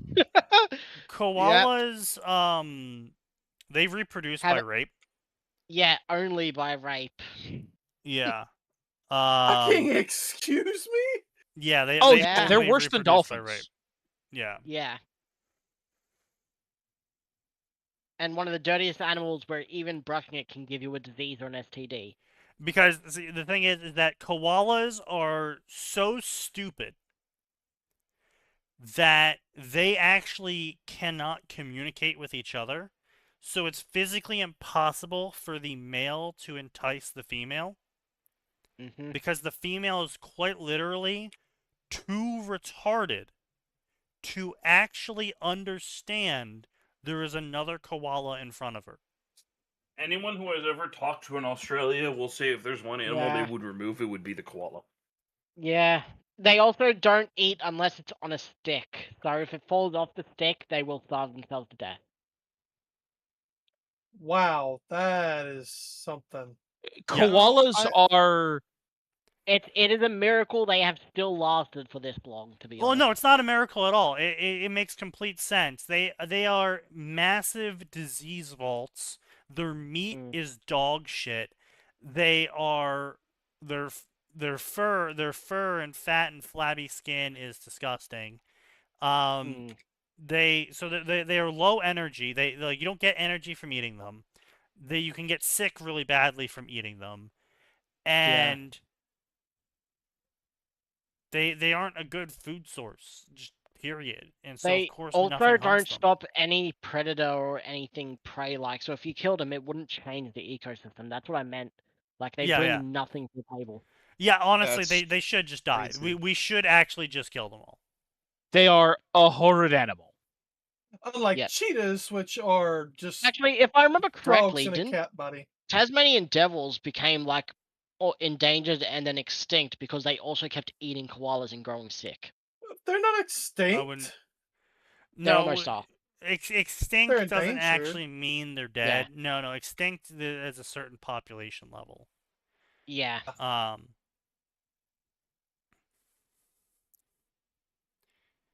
Cheetahs are socially anxious cats. Yeah. But no, koalas are just awful. Their brains are so simple. They're smooth. Well, yeah. Well, yes, they're smooth. But I mean, like, their brains are so simple that like they don't understand food. Yes, that's why I said Right, but what I'm saying is the reason why that is they physically can't comprehend what a food is. They just know that you're supposed to eat this green leaf that smells this way when it's on this brown thing. And if it's not on the brown thing, you don't touch it. Yeah. Yeah, also that was a real problem for zookeepers in like they had to wear full-on hazmat suits when dealing with koalas because koalas will just piss wherever. They're not intentionally trying to piss, but like I don't remember what it was, but there was some zookeeper who like this was before they knew how fuck-ass awful koalas were. At the start of zoos in Australia, one dealt with them without any protective equipment, gloves, nothing, and got so fucking sick and with so many diseases. It was so bad how rampant her body was going from those diseases. Yeah. Well, no, and then everybody was like, "What the fuck happened to her?" She was in charge of the koalas. What the fuck is wrong with them? Yeah, no, and then they looked at the koalas and they were like, "What the fuck?"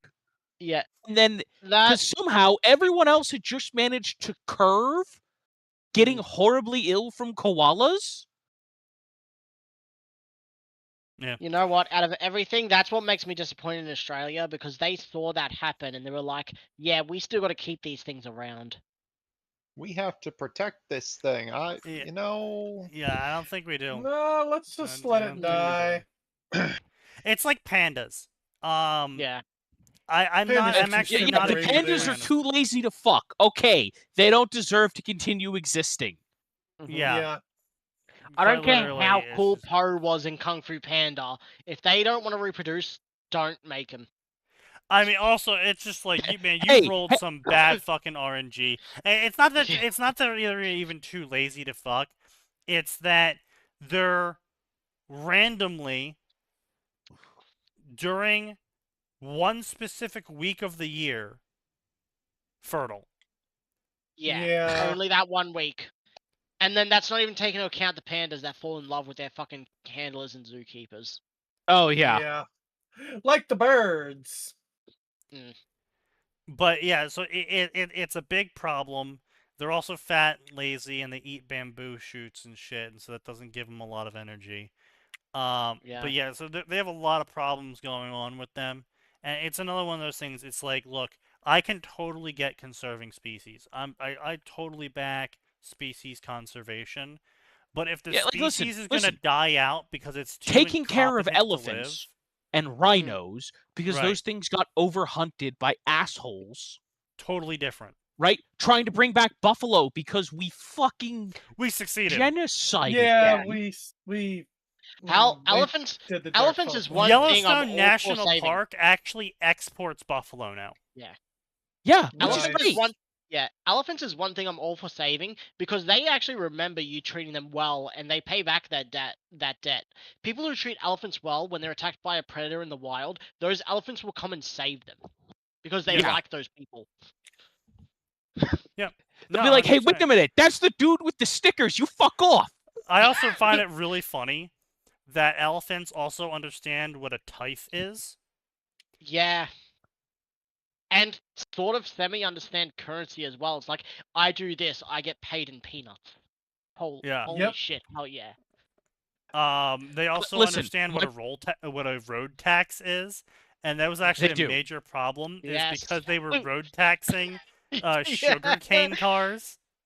They put fallen trees onto the road, and then when sugarcane was given to the elephants that came around, they moved it, and then moved it back after those cars and moved past it. That's crazy. Elephants are if there's interesting any animal, animals. I'm gonna be honest. If there's any animal that could learn human speech and eventually live with us, I genuinely believe it's the elephant. No, listen. There are 3 animals I think that are. I would say there's 3 that I know of off the top of my head. It's elephants, it's ravens, it's you know what? Octopi are also horrifically intelligent. I don't know that they'll ever be able to speak. Right? Like they'll never be. They may not ever be able to speak. So the problem with octopi intelligence is it's an alien intelligence. Yeah. Yes, cuttlefish too.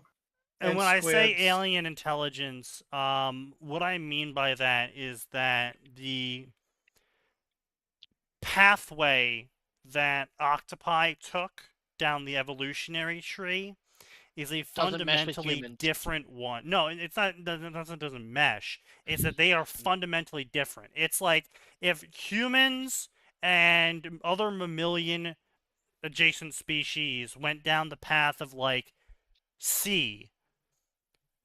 Fucking, or C++ or something, right? Octopi are, over here coding in COBOL.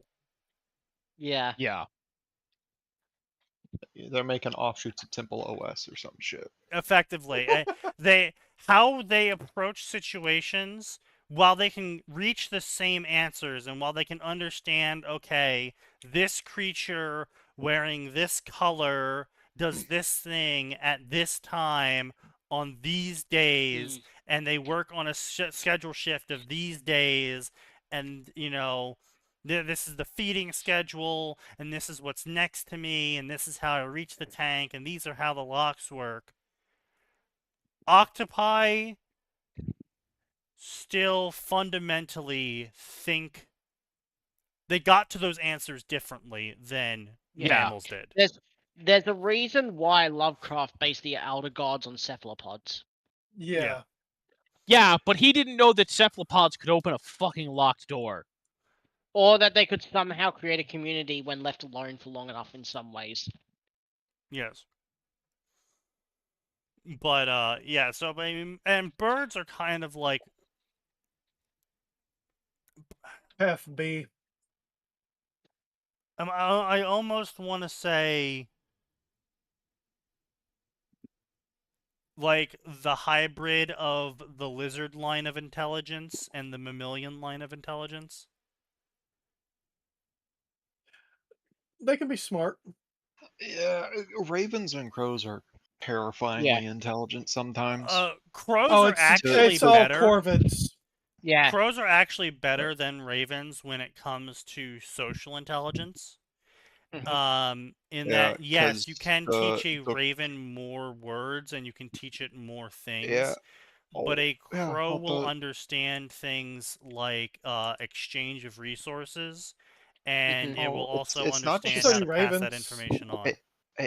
Yeah, that's the scary thing about them, because people have stories and anecdotes that are like, yeah, I used to take care of a bunch of crows that lived out in the countryside around my family farm growing up, and then I moved to the city, and they followed me. The crows there started being unusually nice, and it's like, oh yeah, that's because crows just are like, hey, that human, they're cool. That one's chill. They'll give you food if you bring them shiny stuff. Wasn't there of course, there's the other option where if you fuck with crows, then they'll fuck with you. Well, no, it's not just fuck with you. Wasn't there a recent study that also passes on to their children, even though they've never met, like that, where they wear a caveman mask and the only kids were like... Yeah. Yeah. It's actually a thing that's happening in Yellowstone, in where the crows and the wolves are actually teaming up. And they're working together to hunt. They are actually pairing together crow chicklets and wolf pups. The crows and wolves are doing this. I want to be clear. This is not like the Yellowstone Rangers are doing this or the scientists are running an experiment. The crows and the wolves agreed to an alliance. Independently of the humans. They're like, hey, we can find you food, you can protect us, and they started socializing the chicklets with the wolves, and at first the Rangers just thought they were just putting chicklets near the wolves, and then they realized it was the same chicklet with the same wolf. They were literally creating a hunting pair. Yeah, it's pretty fucking wild. The crows would range out, find prey, call back to the wolves with special calls. The wolves had their own special call back to the birds. And then they would harass and herd the prey towards the wolves. Man, humans need to get on that and make a new great axis with them. I mean, the triple axis alignment. Of the crows, the wolves, and the humans. I mean, we've already got dogs. Yeah, but we bred the wolf out of the dog. Yeah. Look, we've done it once, we can do it again. Maybe this time don't accidentally domesticate the hunting instinct out of it. Yeah. Out of it. No. There are... I mean, to be fair, we have hunting dogs. I mean, we kept the hunting instinct against other rival dogs in the Borzoi, so I think we can do good enough. No. That hunting instinct is in lots of breeds, okay? Did he do it for you?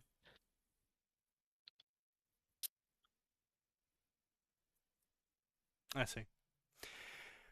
Right, so anyway, we got massively off topic. I was originally ranting about something,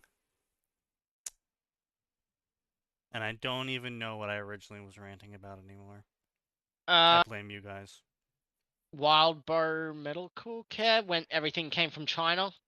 No, wait, no, you don't understand. You brought up Rent-A-Girlfriend. You brought up Rent-A-Girlfriend, we're but it got overtaken by 19 deviations deep into the original topic I was going to rant about. I heard a single sentence from you about the Rent-A-Girlfriend creator. Yeah, I know, but no, that was also a deviation. Oh, damn. We were talking about the father's being. No, that was also a deviation. Oh. It started with... Oh, right. I mean, yeah, we can also rant about the fucking Pragmata. People are losing their fucking minds over Pragmata. It's insane. I cannot understand the absolute just... They're losing their fucking minds.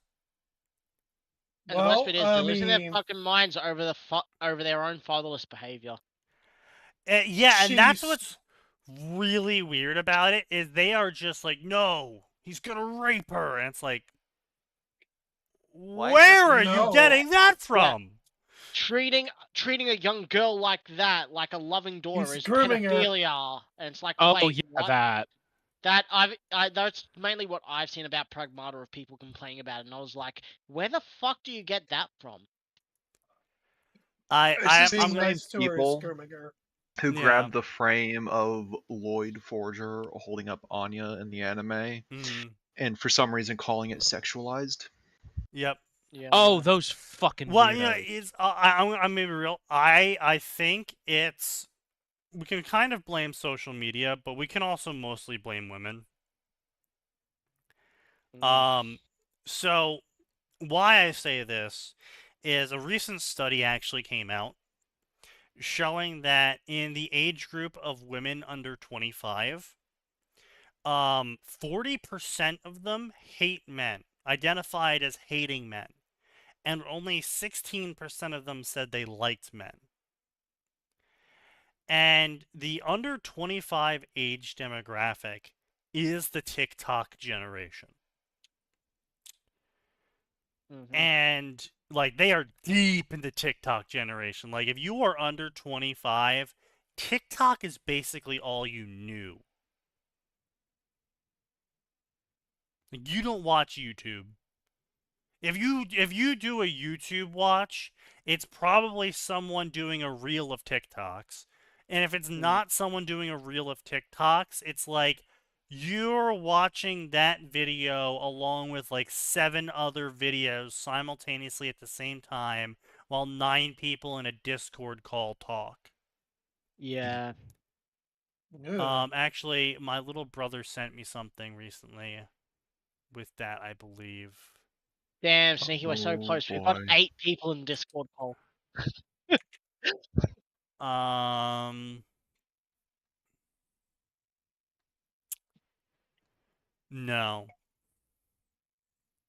No. No? No. No. I'm not going to be able to find it.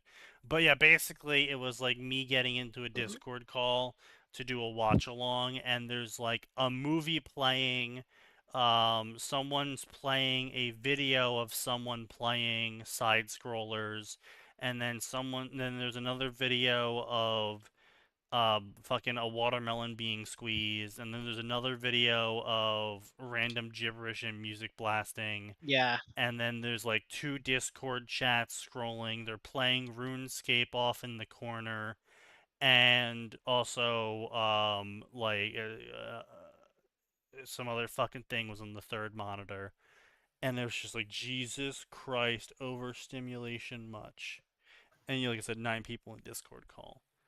And that's the under 25 demographic. And yeah, I can totally understand why they might hate men and just view everything as sex. Because of all the shit I've been fucking complaining about for the past 10 goddamn years. All of their media. Well, all of their media is sex. Yeah. All of their media is sex. Oh, Euphoria, hit new show. Sex. Game of Thrones, hit new show. Sex. All of Netflix now, even some of the shit meant for kids has fucking the cuties. Fucking, Stranger Things. Fucking everything is progressive. It's all about sex. Even when no sex happens in the show, it's still about sex because they have to make everything about sex because, you know, everything has to be about sex with these fucking leftists. And what do I mean by that? I mean, it's the gay shit, the trans shit, the non-binary shit. Not even that. Even in the straight shit, even in the straight shows, there is sex scenes in places where it makes no sense. Just to no, absolutely. But what I'm saying is that even in a show like Stranger Things, where as far as I'm aware, there was no sex scenes, it's still about sex because key plot moments are about their sexual interests. Yeah. So and like they're cartoons. Regular show about sex. Adventure Time about sex. Fucking Big Mouth about sex a lot. Like Rick and Morty, pretty much just sex jokes. Okay, but Rick and Morty wasn't aimed at kids. Yeah, it was. No, it wasn't. Rick and Morty was aimed at adults. No, it wasn't. No, they it wasn't. Played it for kids. In no capacity, way, shape, or form was Rick and Morty ever intended for child consumption. Well, I don't know what to tell you. I saw fucking Zoomers shouting the wubba lubba dub dub in McDonald's as they Sneaky. Fucking, just because they watched it doesn't mean it was made for them. No, so here's the thing. It wasn't made for sex, but the places that streamed it to children. On my niece's fucking child Netflix profile, I saw Rick and Morty on there. I was like, "What the fuck is that doing on there?" That should not be there. That's not Hey, listen, I'll agree that shouldn't be there. No, it couldn't. It disappeared like a month later once they swap over came and never came back. But once they did see it for children. Essentially. But yeah, I mean, there's just so much. Fucking Steven Universe, that was all sex. That was explicitly about sex. It was actually pro-rape. Yeah, that's a whole. Yeah. Yeah. Thing. Mating Season, a new comedy about sex, love, and animals. What's it aimed at? Children. Children. I'm sorry, what's the title of? Mating season. What is... Yushu? That is, There's yes, what no it's called. way that's marketed towards kids. Big Mouth. Yeah, well, from the creators of Big Mouth. Big Mouth was specifically a cartoon aimed at kids, aimed to explain puberty, and it was all about sex. Listen, the only thing I know of Big Mouth is that one scene of a toddler dry humping a teddy bear, and that's all I want to fucking know about that show. I don't want to know. Big Mouth. I've never heard of this. What do you mean this is from 2017? Yup. Yeah. Yup. Mm-hmm. Like I said, the Zoomer generation, and especially Generation Alpha, all of their shit is about sex. Fucking holy shit! I mean, like they turned Korra into about sex. Yeah. Even video games for that generation, some reason have fade to black sex scenes, and I don't know why some of them do. No, I mean, like, you can't really say Mass Effect was... Mass Effect and Dragon Age, the reason why they did that is because they were aiming at the aging demographic. They were aiming for the people... Games. Yeah, I know. They were aiming for the... They were rated M, right? Pretty sure they were rated M. Yeah. The next Dragon Age for sure was. Yeah, they were aiming for the adults. Specifically for the adults. So, that one I can kind of let go. And that, if parents buy it for their kids, that's completely fucking on them. But yeah, no. Like, to be clear, Mass Effect from day one, they're like, we are gonna have romantic relationships, and you are gonna have sex, and that wasn't new for BioWare. Yeah, no. I liked it. In no capacity was that new for BioWare. Fucking the alien wasn't new for BioWare. I mean, the other thing I knew I never watched anything from Big Mouth, but the other thing I knew from Big Mouth was a scene where, so the monsters in Big Mouth are supposed to represent the puberty demons. And basically, whenever they rape the kid in the show, it's really supposed to represent the child masturbating. Yeah. Excuse you? Yeah. Oh. Yeah. That's not something and after teenagers or kids should be subjected to. That's something the parents should be talking with their kids about. Yeah. Same thing. And after its seasons are ending, it's being celebrated as well. That's the worst bit. Yeah. Listen, I can understand someone making a show because kids don't get to talk anymore. Mostly because their parents are fucking terrible parents, but in some horrid, misguided way. I could understand someone being like, I'm going to make a show about this to tell kids about the stuff the talks that I never got, because parents won't do it anymore. I was lucky. I had good parents. But I feel like that's not their place. Like, no matter what, even if you are doing it out of the most altruistic reasoning possible, it's still not your place to inform someone else's kid about sex.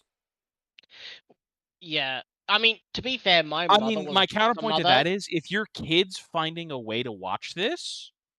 Yeah. I mean, but you should be controlling your kid better anyway.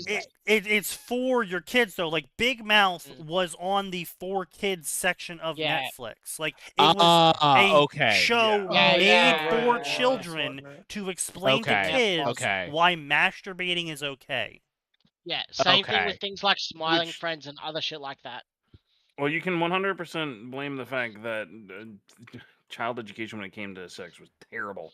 So apparently these showrunners said, "Hey, let's just make it about this." Yeah, and then it was no. Yes, that's because they're perverts. Well, yeah, it was because they were massive. Well, hang on. Perverts. How is Smiling Friends aimed at kids? It's an Adult Swim show. Yeah. No, hold on a minute. Who said?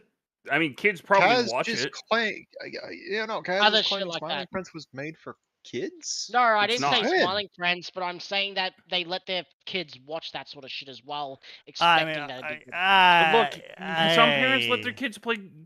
Okay, Yeah, some parents. When let we're their kids talking play about this, we GTA. can't like Yeah. assume that kids are gonna like only watch the things ones for I'm kids. specifically bringing up are ones specifically aimed at children, for children, marketed to be fair enough. Yeah, that's for different. children.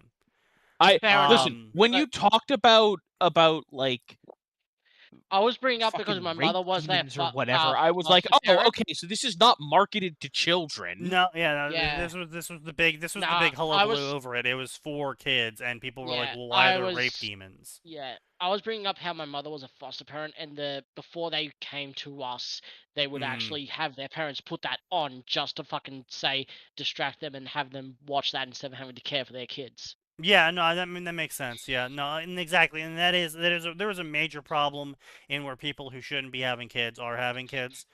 I mean, to be but- fair, my mother wasn't the best foster parent either because she was only doing it for the money, which is like most foster parents. Yeah, well, I mean, you know, Oh, that's disgusting. Yeah, she's also a gambling addict. It's the reason why I most don't have welfare a great relationship with her. recipients are Oh only doing yeah, it for the money as well. that So sounds like a fantastic person to leave with children. What a She wonderful had parental herself. figure. She had herself banned from all the pokies machines in this town we lived in, so she would take a bus an hour and a half away to a different town just to gamble. amazing. Jesus. You know, some people can't help themselves, and those people go into the box. All she needed to do was not go to a town an hour and a half fucking away, and apparently that was too hard for her. So. Yeah. Well, yeah, I mean that. I don't want to excuse me, but like that's what an addiction is, my man. There's lots of people who wake up in the morning going, "Oh, I'm so fucking hungover. I shouldn't drink that much." And what are they doing? I know. Still drinking, I know. It just pisses me off that I lived in basically poverty because of shit like that. So right, yeah, absolutely, yeah, right, 100%. But yeah, it's. I don't blame women under 25 for the saltiness they have towards men, because their media content is all just sex, degenerate sex too. All of their pop idols are degenerate, eggless, childless women who are burning out and are massively coping about not needing a man in their life, and they are just completely mentally degrading as people. So it's like they're already doing horrible on that angle. It's like, okay, well, who are the parents of Generation Alpha? Us. Yeah. Fair. Okay, yeah. It's and who was not a parent? great start. Oh, yeah. Not a great start. Yeah, who are their grandparents? Oh, also pretty rough. Not great. What about great grandparents? Some of those are still around. They're all dead. That's rough as well. Some of them. Gentlemen, I shall return. Yeah. I'm being offered. There's a man in a van offering me free ice cream, so I'm gonna go see what that's Excellent. about. Oh damn, yeah, that's better than we are. I'm surprised you're falling for that. I'm surprised he doesn't offer you guard models. No, he's got snow cones. He's got the multi-flavored snow cones. Oh shit! Hold on, I'm on my way. So yeah, and then on top of that, never heard from again. Pretty much any media that has a guy in it these days, the guy's incompetent, the guy's stupid, he's chauvinistic, he's a blowhard, aggressive asshole. As Phoenix said, they see literal brain rot content, and they no longer instinctually have disgust from it. Well, no, they do have a disgust, but it's so ingrained in them now that, I mean, look, women always had a major issue with this. Women have a massive issue separating reality from fiction. I'm not saying guys don't either, but it affects women more. And, I mean, it affects them enough that they're 70% of the industry when it comes to consumerism. So, yeah, we've unfortunately reached a certain point where those old early 2000s, late 90s episodes of NCIS and CSI and Law and Order, where the main MacGuffin for the formula that week was this person who consumes a lot of fiction is unable to differentiate between fiction and reality. I mean, to be fair, those were basically the beta of basically the beta of the fucking girl boss shows, because you watch it and it's a lot of the female detectives end up solving everything, while the male ones just follow their lead. Yeah, or providing muscle.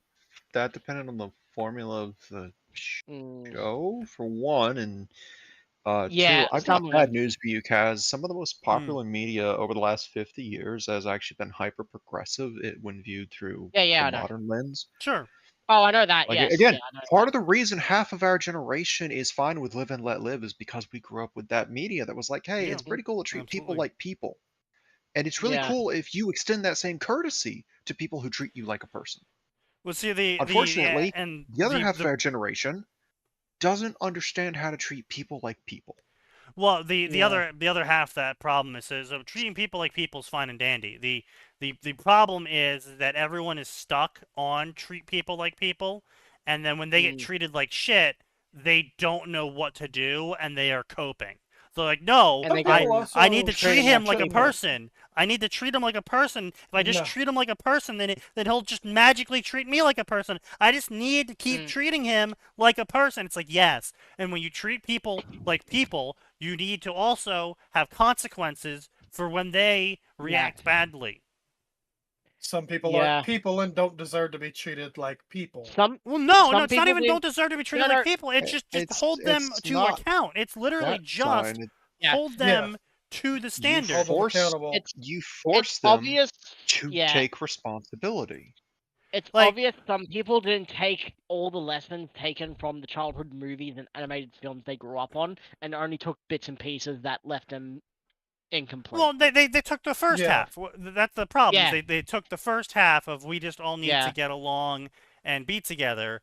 And admittedly, it's kind of at fault there because in all of these shows, just getting along and learning to work together convinced all of the people who didn't participate properly into participating properly. And so they're stuck on this child preschool tier of thinking of if I just treat them like a person hard enough, they'll finally, sing Kumbaya and join the circle.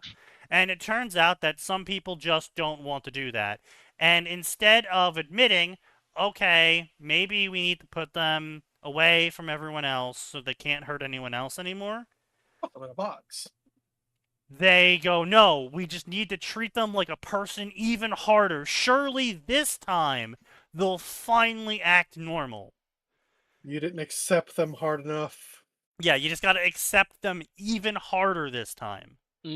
And they'll change and be better. And it's like that meme that was posted earlier. Which was something I was going to crash out about before. So this just happened in Britain. White kid, English white kid, got stabbed to death. Well, I call him kid, but he lived with his parents, but he was like 28. He got stabbed to death by 4 African teens. And his parents came out and said, oh, you shouldn't be using his name in the media because that stirs up hatred. He always loved the diversity of London. If he was still alive now, he would tell you that you shouldn't hold it against those teens. They had I'm shitting you not. They had socioeconomic factors caused by the government that made them do this. Fuck you, bitch! Yeah. And it's like, just put them in the box.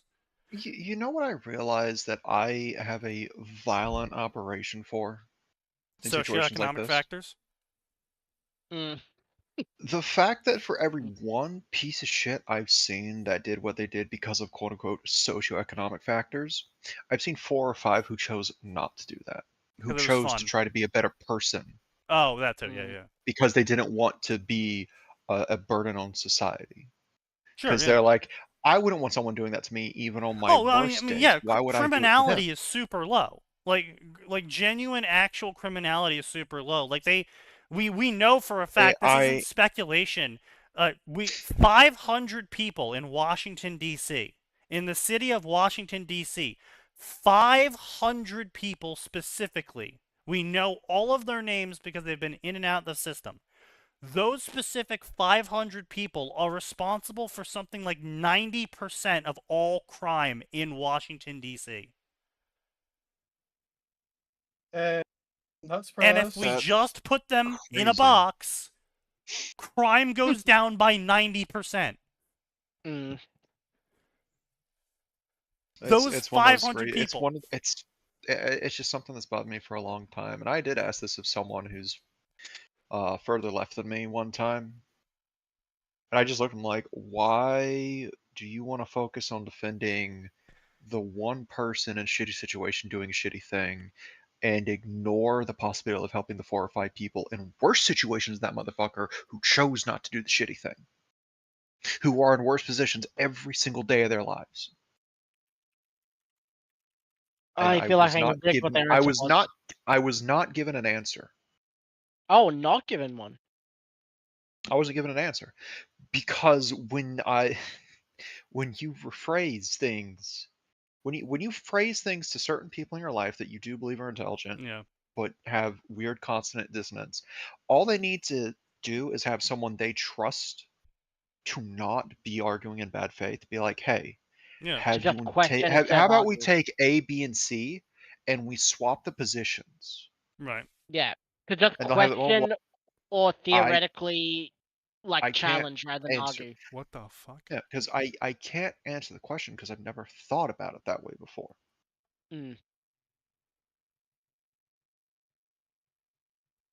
Like, I'm one of those people that is actually all for social programs. Simultaneously, I think we need to rip the shit out of these systems as they are, rejigger them to an insane degree, and make sure that people abusing it never get help again. I think we need to remove the government from it and just give the power. Let them be run by the communities. No, well, yes, but let them be run by the churches again.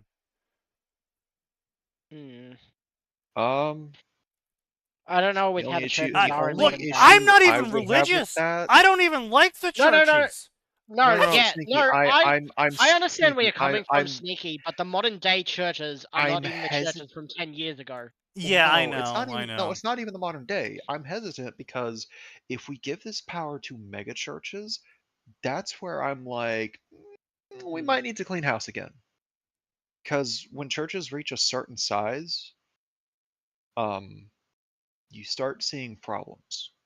Also, if you have people in the upper levels of staff, deacons that have been there for 20 plus years, you also start seeing problems. Because, unfortunately, those are positions of power, and power inevitably corrupts all but the most saintly of people, and those people probably wouldn't be taking those positions in the first place. Holy shit. So I want to agree with the idea of putting in the power back in the power of churches and local outreaches, but I'm hesitant because of my experience having lived in the church and seeing what mega churches inevitably turn out to be. Fair. No, that's fair. Personal experience does kind of put. It's hard to find a mega church I could say if something's going on, the pastor's probably being kept out of it.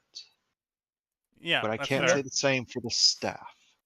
Yeah, I mean, and then there's others it's always the middle management. It's always the middle management. Yeah, and then there's the pastors like Joel Osteen's like, oh no, they're definitely part of the problem of their mega church. Because why does a pastor need a $1 million private jet? He can fly closer to God. Here's what I hate about that. Like, if I had a church successful enough that we had a $1 million jet, you know what that jet's being used for? Medical emergencies? Missions. It's going to be used for mission trips. It's going to be used for mission trips, helping people get back and forth. I'm not even going to set foot in it, partially because I am terrified of flying, because as someone who understands the physics of planes, those should not be flying I love planes. The I love physics going in behind planes. flight I love using planes. terrifies me. I just don't want to be in a plane with someone who I don't know the pilot of these days. Yeah. Oh, yeah. No, it's twofold for me. I understand the plane, therefore it terrifies me more. I also do not know these pilots personally. Yeah. This pilot could have had 2,000 successes. I ain't risking that. I'm not going to risk being the first failure in that 2,000. Well, I mean, he might have had 2,000 successes, and then yesterday his wife broke up with him. Now he is taking both meth and alcohol at the same time. He showed up to work with his pants on backwards, and now he's going to fly a plane while crashing. Let's not get into the odds of hopping in a Boeing. Right. No. Right, but flying is fascinating. I don't trust it. I honestly think you don't trust that it'll crash while I would actually love it if Alvor was here for this. I would love to hear his economic opinion on this, because I've brought this up before, but I actually would like to see what Alvor thinks about it. Is that I think that the whole idea of handing money to people who need money is retarded. The dumbest shit in existence. Okay, so there are some provisos for this, and this is based purely off anecdotal tales from myself and people I've met through my life. Sometimes you can give someone $2 because they're saying they want to get something off the McDonald's dollar menu they haven't eaten in 3 days, and you'll see them go to the nearest McDonald's and do that. And then you realize that the McDonald's dollar menu is now $3.50, and you're like, damn. And sometimes, instead, you'll see them go past the McDonald's into an alley, and you're like, well, Dad just bought them like half an ounce of Coke. Yep. Yep. So if we're giving significant stuff, like I've thought about this before, and it's one of those things that I had a discussion with a friend about. We're going to get a little more political reparations discussions. And I pointed out, like, well, since we're going to say that if we're going to stick with the idea that they're in the horrible financial position because of the lack of reparations that were promised by some generals who did not have the authority at the time to do so. Yes. Then I think that we need to assign them financial advisors to go with those checks. Because people who do not have money, we see this all the time with lottery winners, if they're not used to having money, they blow through it. And if this money is meant to help them get on their feet and establish a better foundation than what they started on, we need to tell them you have to take this financial advisor. And also the advisors are going to need to be vetted heavily to make sure they're not going to abuse this. Legitimate poor people, like actual, genuine, legitimate, lifelong poor people, are not poor because of socioeconomic factors. They're poor because they're retarded. And their own self-decisions, You could give them $1 trillion and they will find a way to use all of it. I've actually got an example of that. There was a lady who ran a food truck. It was millions of dollars of company. She sold that. She's now working at that same company because she spent those millions of dollars all in a waste in less than 5 years. What? The fact she got it to last 5 years is almost astounding. Less than considering 5 years. The story. No, it doesn't matter. You're not giving us less than 2 years. Driving... She made it past the 2-year mark. Yeah. Yeah, it was about 3 years, to be honest. The horror stories of $30 million lottery winners in the USA. It's like, hey, what happened to your money? It's been a year since you won. Where's your money? Oh, we spent it all. A year? No. $30 million in less than a year. Yeah, in Australia there was a $20 million lottery winner that ended up homeless in 6 months. So I believe that. Okay, what? Like I said, the reason why poor people are poor in supermajority are because they're retarded and they are physically incapable of not being poor. Did he spend it all on hookers and below? hookers, blow, homes, trips. They gave it to their friends who asked for a loan. That's a mistake. They didn't have an accountant because accountants are gonna steal it from him. There's countless number of reasons as to why they end up poor, but it always comes back down to the fact they are physically incapable of ever having money. And not spending it. Like, and then there's also, as I've brought up before, the shopper's math of, oh, this costs $1 million, but if I use it every day, that's $1 a day. So if I use it 1 million times, it's free. That sounds like girl math. Yeah, that's not girl math. That's not just girl math. It's shopper's math. People who can't stop from shopping. Yes, girl math. I mean, it's just like, you know, I said this before, is, you know, my mom used to have millions of dollars. Keyword there is used to. Used to. She recently messaged me about how now she's figuring out that she has to work a job because for some reason all the money's gone. Some reason. It didn't help that she did fall for a Ponzi scheme. Oh, she got it all back. What? She got it all back and it's still gone? Yeah, no, government gave it all back to her. Yeah, Max, don't you know if it exits your bank account and not your wallet, it's not your money you're spending? Right. It's not real money. The government finally gave it all back to her a couple years back. Because I do have impulse buying issues. I've struggled with it like so my entire adult life. Same. But holy shit. I literally just finished buying my third sandwich this week from Jersey Mike's because they're running a double point week. 50% off mini burritos at a very, very good Mexican place I just spent yesterday. You know, Sneaky, it could be worse. You could be buying overpriced garbage from Subway. True. But like, I recognize I have the issue. I've gotten better about talking myself out of purchases. And it's been a really nice feeling looking at being like, wow, that was like $100-something that I managed to not spend over the last 2 weeks. And as an impulse buyer, that's a really big win. Yeah. Something that's helped is I just no longer look at Steam Store when I'm playing a game or library. If it opens, I just immediately close it. Steam sales have gotten really easy because we I no bought longer everything. have the good sales. Everything I wanted, I bought. And we're at the point now where it's like, if I'm considering buying a game, I stop myself. I'm like, am I going to get to this game in the next 2 months? If the answer is no, then I just put it on the wish list and I'll wait for a really good sale for it. And sometimes that sale is 4 years later. Yeah. I've gaslit myself into believing 30 to 50% off is a shit sale that's ripping me off. So if it's not 70 to more, I don't buy it. Honestly, Kaz, can I be real with you, man? That's not gaslighting. That's just facts. Because it should be 50% off of 30, not 50% off of 60, because they refuse to lower the prices because Nintendo screwed all the customers over with that. I mean, not just Nintendo. It's games literally like years old. If it's 50% off, I look at that as like I'm getting ripped off. Yeah. Now. I used to be like, I know.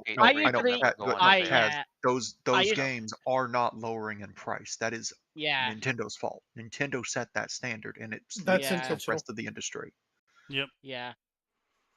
Finding a game that actually lowered its base also, price, it's just like fucking Capcom.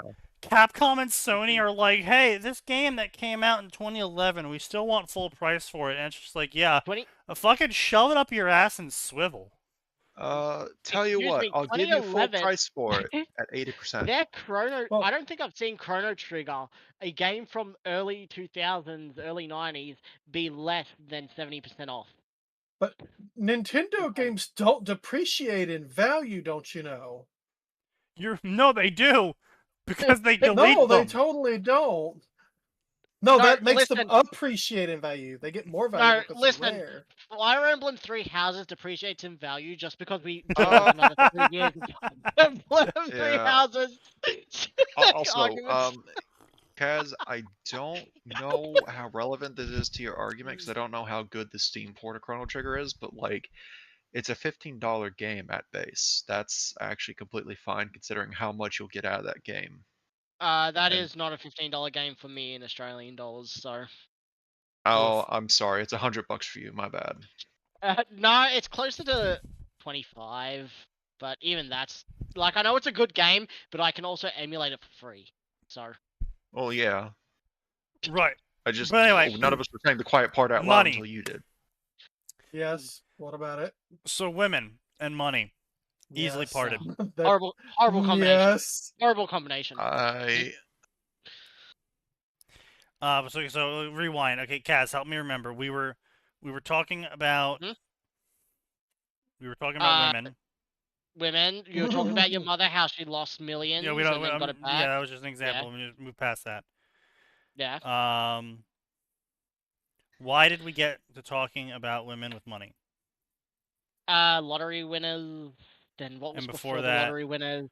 It was.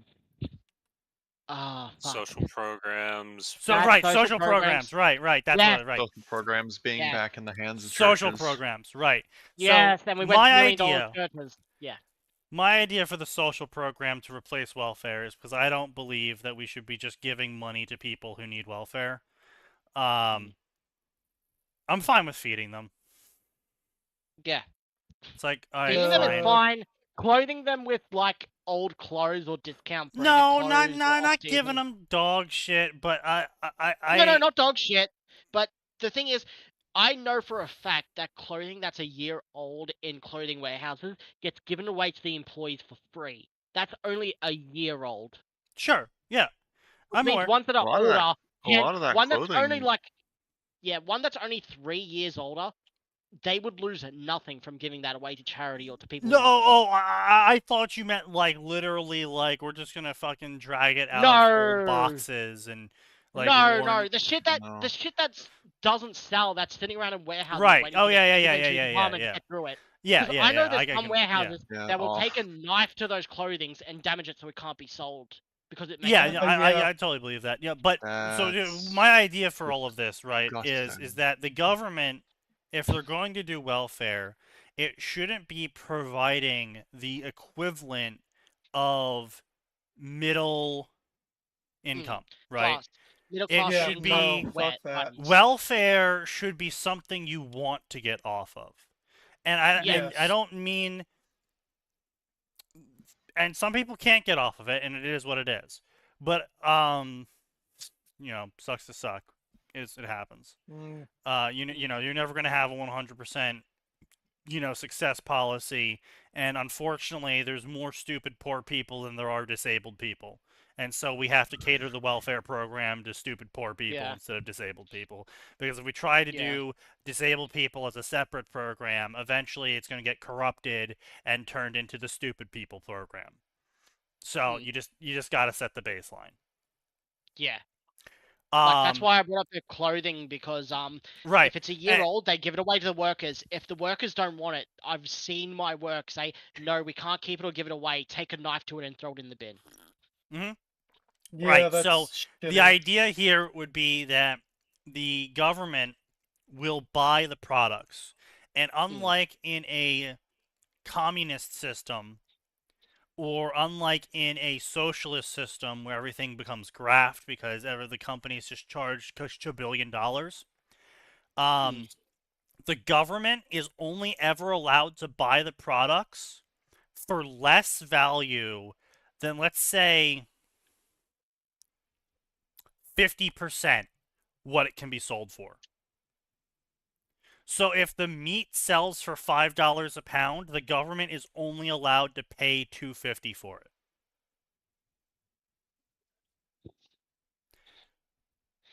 And companies and the companies can't be forced to sell to the government for this program. But they now have somewhere to send all of the extra that they produce. Because there's a massive problem with corn and shit, where the government is paying equivalent market rate for the corn, and milk was actually a huge problem. This is why we have the cavern of cheese, is the government was paying an equivalent market rate for the milk if milk was overproduced that milking period. And so farmers were just massively overproducing the milk to make the government buy it, because the government said they would buy it. And so it became a exploitation method, effectively, right? It became a glitch in the system. So what we need to do is we need to give a way for companies, farmers, etc., to offload their product for effectively what it costs to make the product. So they're not making profit from it, if at all. But they're also not dumping the product now. They're not ruining the product. Yeah.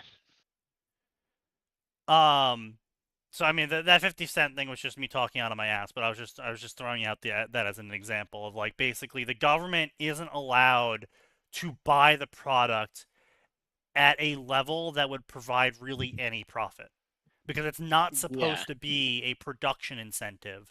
It is a waste incentive. Yeah. And then you take all of that food waste that isn't actually waste because it just wasn't purchased. So it's undumped, non-spoiled food waste, and then the government processes it.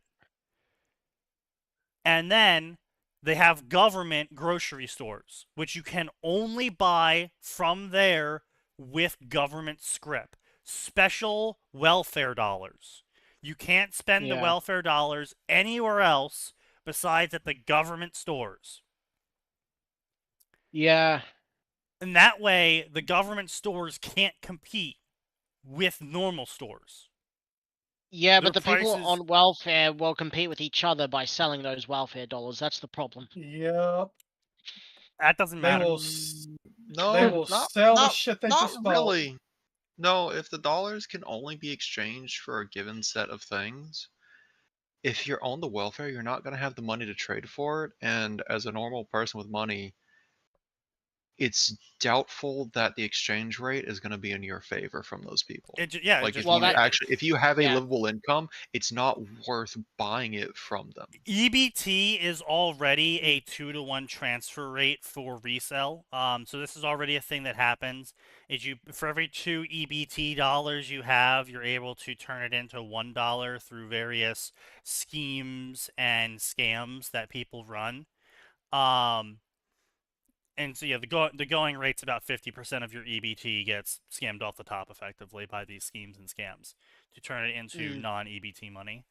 The difference here is that your government ID is going to be linked to your government scrip bank account.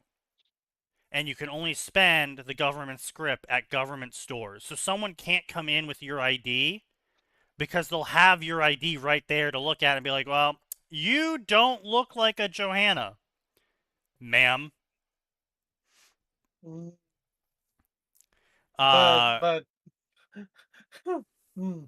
Yeah.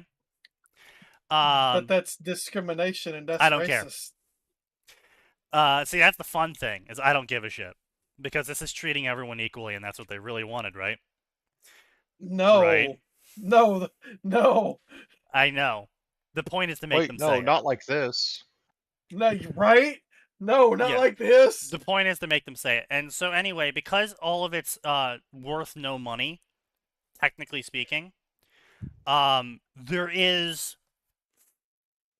no intrinsic value there, because EBT dollars are still real dollars. They're worth as much as a real dollar is worth. A government scrip dollar is worth whatever the government says it's worth. And because the government's getting excess food, excess clothing, excess product that couldn't be sold normally, they can set the price for however much they want to. And that can be completely based on current issues. And it's also separate from inflation. So no matter how much money is going on outside of the government script can't inflate because it doesn't have an actual real value. I can't believe those EPD dollars got scanned by Aenaseer for cheap copper once again. I know, right? We've been scammed once again. Ian the Seer has done it again. And the penalty is really simple. Getting away with it. So the penalty for breaking this welfare cycle is really simple. You don't get welfare anymore. Or ever. Yeah. That's it. Shame that would never happen. No jail, no fines. You are permanently blackmarked from ever receiving welfare again. Oh no, but my kids! Tough shit. Tough shit, don't break the law. Shame that'll never happen. Right, no, obviously this idea would never happen. Hardship. The amount of scam going on right now with the welfare system, of course this would never happen. They're skimming way too much off the top to ever let something like this happen. But that's not the point. The point is a proposal of an idea that's effectively, what's that game called? The Monkey's Paw? Where you propose a wish that can't Monkey's be... Paw. You propose a wish to somebody else proposes how you twist it into something you really didn't want. Exactly, right. It's basically, that's what basically I'm doing here, is I'm aware that this is not a possibility, but I am simply proposing my most thoroughly thought out version of if I somehow obtained dictatorship of the Empire of America. Right. What I would do. I got a list of things and how I've thought about it. Right. Because honestly, making it a separate system just makes sense. It renders the money worthless because you can't spend it outside the store. And you can't transfer it to other people because the whole thing, it doesn't have value. It's points, right? It's effectively points on a card. If you can trade it for meat and cheese, you can turn it into cash. You absolutely can, right? Yeah, sure. You can go out and buy. You can spend 5 points on your card, and now you have a block of cheese. Problem is, you're reselling that cheese for $3, and the block of cheese costs $5 normally, because no one's gonna buy a fucking block of cheese from a sketchy poor person. They do it all the time. Unless they're in on the graft. Yeah. Hey, I can get people to pay me to teach them how to use Fireball, and by that I mean chugging Fireball. But the people that are aware of it all aren't going to pay market rate. They're going to use the fact that this person is relying on them to get the money to make the cheese cost a fucking $1, right? They get to set the rate. So they can scam the fuck out of these people that are wasting their welfare dollars on it all. Because it's now become a separate currency. You no longer are spending US dollars in the supermarket. Well, that means we just have to have the government step in to protect these poor, vulnerable, exploited people, Sneaky. Which means more government overreach, more money dumped into the project, and eventually they'll turn around and go, well, we had to get rid of it because too many people were getting exploited because they're retarded. No. See, actually, you raise a great point, and the answer is, again, you don't have to dump any money into the project. That's the best part, is because all of it's script. None of it had any value. You're not paying anyone anything besides the production cost of the objects that you are internally cycling. Well, you've got to also pay the workers. Or you've got to pay... Or the workers are also on the government script, and part of their welfare compulsion to receive the welfare is working at these facilities. Yeah, they're not gonna like that. Well, that's tough shit. This is what's called I'm the government, and you're gonna do what I say. I'd vote. Listen, I'd vote for President Sneaky. You damn well should. Also, it's Emperor Sneaky. All right. Thank you very much. Kaz, this is why we're gonna put you on the blacklist. I'm never allowed to set foot on our soil. Hey, that's exactly why I'm voting for Emperor Sneaky. I'm happy in Australia, except for visiting Rome.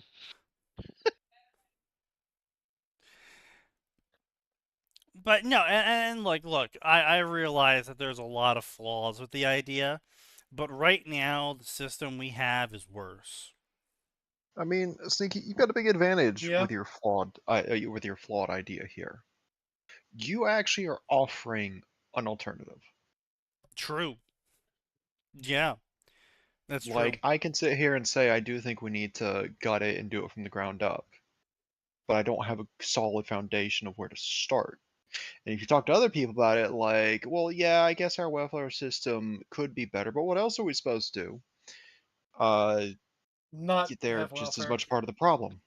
Yeah, true. Because they don't want to fix it. They're just pretending like they want to fix it. And I mean, that's politician. It's blatantly obvious too. Like this whole thing. Average person who's all gung ho about these systems being in place. True. Well, that's because they view it as free money. Like they don't have any They don't have the ability to mentally connect the taxes they pay to the welfare system being dispersed. They think it's just free money that the government conjures from the ether. Right? Yeah, that's how that works. That's totally how that works. But I mean, so here's the thing, right? Is the government script welfare system, that isn't the real goal. I don't give a shit about the poors. Don't fucking care. Does that mean I'm going to oppress them? No. But it also means I'm not going to sit there and perpetually advantage them for no reason, right? I'm not going to go out of my way to make their lives worse. In fact, my system would probably make their lives better. But that's not the goal. The real goal of this is to remove government from the market. Yeah, because that would be great. EBT right now is causing prices to be absurd. Because you can notice the things that you can pay for with EBT, their prices always seem to go up. Even when there's a surplus of the object, the price still somehow goes up. We're getting all that free government money, so we can set the price whatever we want. Exactly, because they know the people getting this money are so fucking stupid. Because also, again, these are stupid people. They have no understanding of value. And this is not like me insulting them. They physically cannot comprehend the long-term value of the funds they are being given. Whether Oreos cost $3 a box or $20 a box doesn't matter to them. They didn't work for the money. They get it every month no matter what, in their minds. Yep. And they want a box of Oreos. So whether they have to spend 20 loyalty points or 5 loyalty points, it doesn't matter. They're going to get that box of Oreos. And when they run out of loyalty points to spend, well, all they have to do is complain about it until they get more. Yeah. That's it. Well, they have no relation to anything because the people who are smart, like genuinely smart and capable and they got onto welfare because they got hit by the shit stick. They had a bad year. Bad several years, maybe. Mm-hmm. But eventually, They're going to use the welfare properly. They're going to get themselves out of the rut they got themselves in, and they're going to save money, and they're going to eventually get their way all the way back up and get their way out of the pores again. And then there's people who lived in poverty forever that are buying $300 worth of groceries that all snack and junk food. Yep. Yeah. It's all just snack and junk food. It's all brand, your fucking Doritos brand. Shit. Yeah, I remember I think I've told this on the stream before. I remember having the conversation with that, and which, boy, he's been gone at that ice cream bed for a hot minute now. His liver's gone. Because the South is probably the most vocal region about being against the way the current welfare systems are set up. And he asked me about that years ago, like, what's the South's problem with food stamps? It's like, well, I'm going to give you an anecdote I had today of seeing a dude with a brand new current year model truck. Yep. And gold chains. Like, well, you don't know how long they stayed up there. It's like, I'm not done. Because they then pulled out the most recent version of the iPhone. Yep. While walking out with a full cart of food. Yep. Yep. All paid for with that EBT. And it's like, oh. Now, I remember that reaction because it was literally like, oh, it's like, yeah, that's why the South is so big about getting rid of it. Because a lot of people in my life, I'm like, do you not think we should have things in place to help people? Sure, great, they agree to that.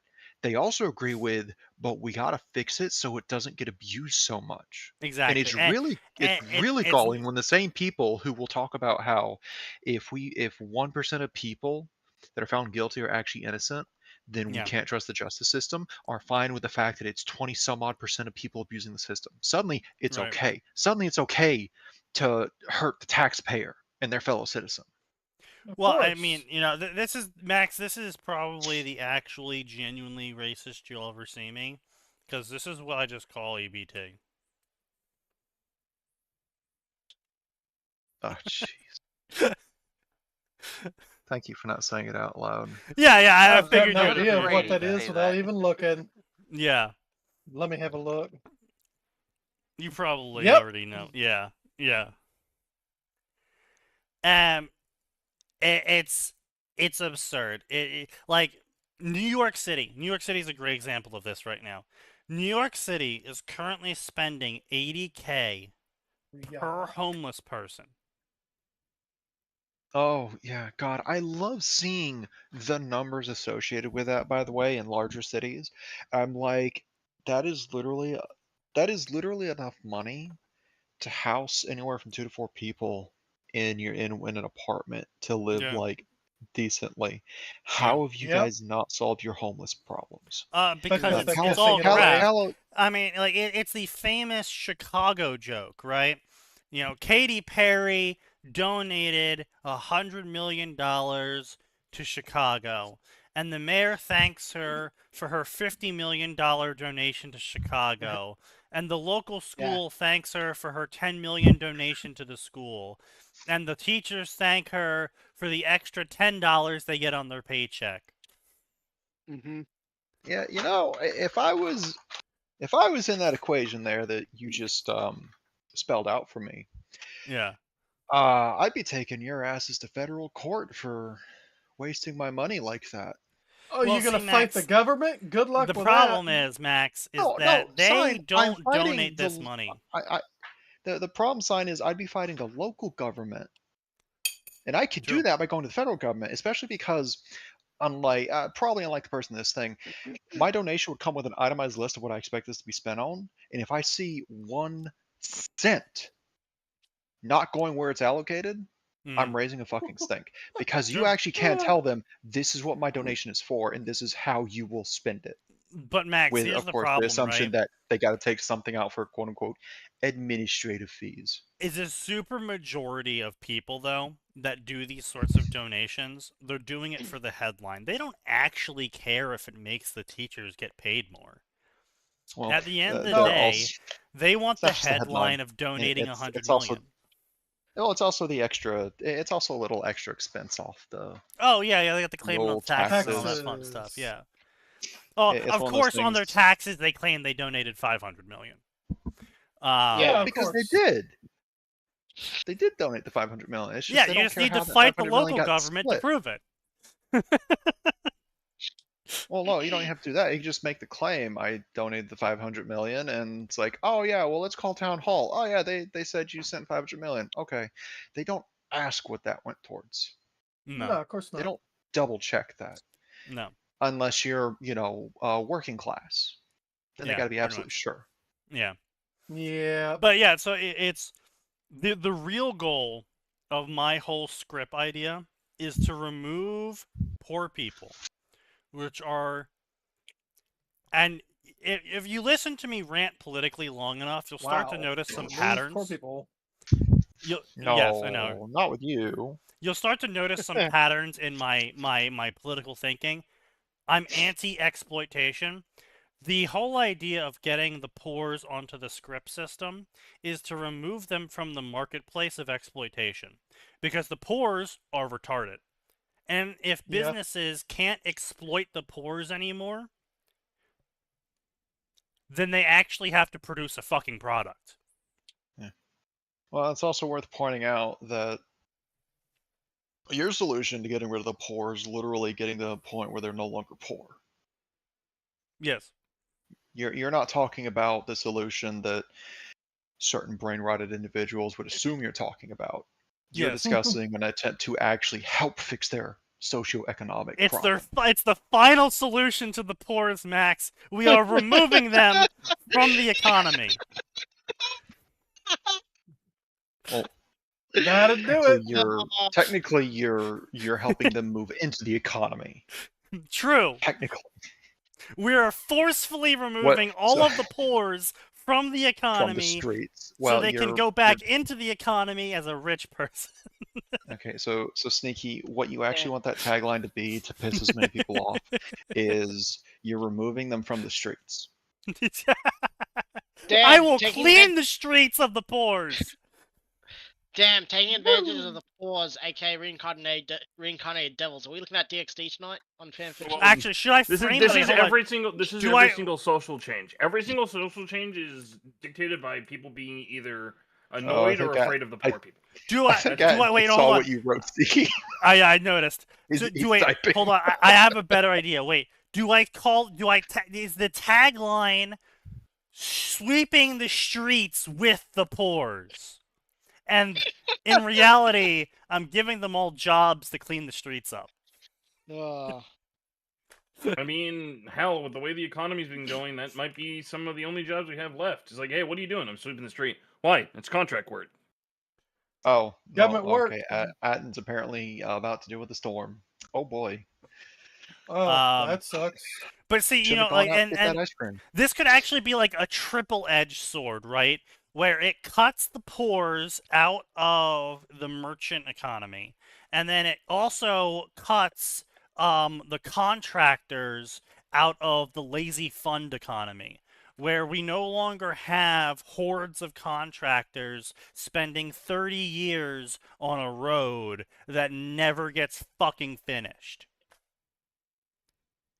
Now, if those poors want their script, they gotta finish that road. And of course, we'll hire some contractors to make sure they're not fucking the whole thing up. But, a lot of that work is just clean up. The contractors in their place. Yeah. Then we'll arm some of the contractors. I mean, are in the government. I just think it's funny when we get those little small town stories of so I decided to fill in this pothole that has been wrecking people's axles. So City Hall decided to fine me. Yeah, right. I saw that. That happened up in Burlington. There was the stairs washed away that connected the undertunnel, the footpath under tunnel to the sidewalk of this one area in Winooski. And so someone, after a year of trying to get the government to fucking just do it, spent like $150 in wood and just constructed the stairs per OSHA standards themselves. But that's illegal. And everyone loved it, heavily used, things improved, and like 3 weeks later, the government came in and ripped it out and fined him for like $15,000 for illegal construction. And then he sued them in retaliation. And the judge told him to get fucked. No, the judge sided with him. Yeah. That's what I said. The judge told them to get fucked. Yeah. Yeah, but yeah, it's always nice when a sane judge presides over such matters. Yeah, I mean, it can happen. But yeah, I mean, harder to find. It's just a case of you have to remove the most exploitable from the systems. You just have to, because it's one thing if the most exploitable are 15%, 20%. They're not a super majority. They're not a majority. They're not even really that large of a minority. I mean, they're a significant minority, but like, still, they're not that large of a minority. What the hell have I come back to? My economic theory of removing the pores. And what's your economic theory of removing the poor? Scrip. All the pores go onto scrip instead of US dollar.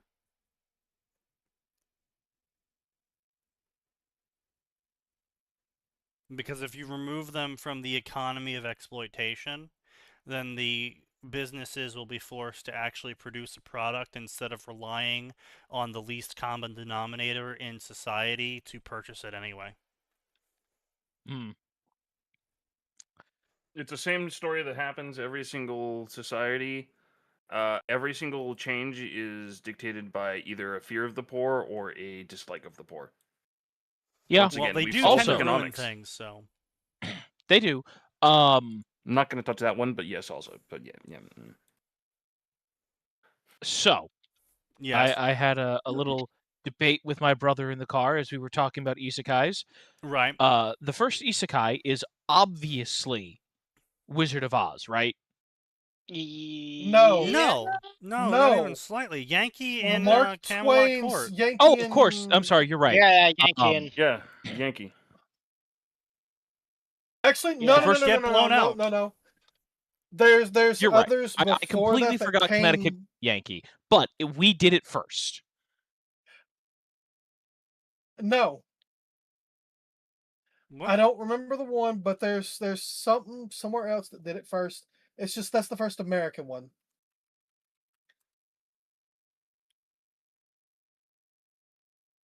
Fuck. Because it is an old concept. Shit, guys. What? The Japanese won. They did it first. 8th century Japanese folktale is the first known isekai concept where a fisherman visits a magical undersea world. In literature, the next closest examples is Dante's Inferno in the 1308 and Alice's Adventure in Wonderland in 1865. Oh, when was King Arthur's... When was Mark Twain's? Connecticut Yankee came out in... How old do you think Mark Twain is, son? 1889, which is 20 years after Alice in Wonderland. Yeah. So still younger than Sign. Hey. Damn. You know what? That's probably why he got confused. Yeah. He's not used to remembering the fact that there are some things that unbelievably do surpass his decrepit, perverted form in age. Guy in Mayday, a young Greek herding boy watching his goats was taken to Olympus by Zeus for his beauty and then had to serve the gods. Athena, same as above. 2,000 years before Christ, Sumerian myth. Okay, so either the Arabs have claim to it or the Japanese have claim to it. I'll give it to the Japs. The real plot twist here is Aya Nasir actually had a lot of random tablets he doodled on about isekais. Actually, Nasir invented the idea of isekaiing. Because that's actually how he escaped. The reason why isekais can't happen anymore is because he closed the portal behind him to prevent people from chasing after him. Man, don't worry, we just gotta find the chief copper gate that's stopping that portal and break it down. Ah, yes. Stargate. Tail of the bamboo cutter. Yeah. A true story. Now I can believe that one. True story by Lucian of Samosata, 2nd century AD. Now I can believe that one. Oh.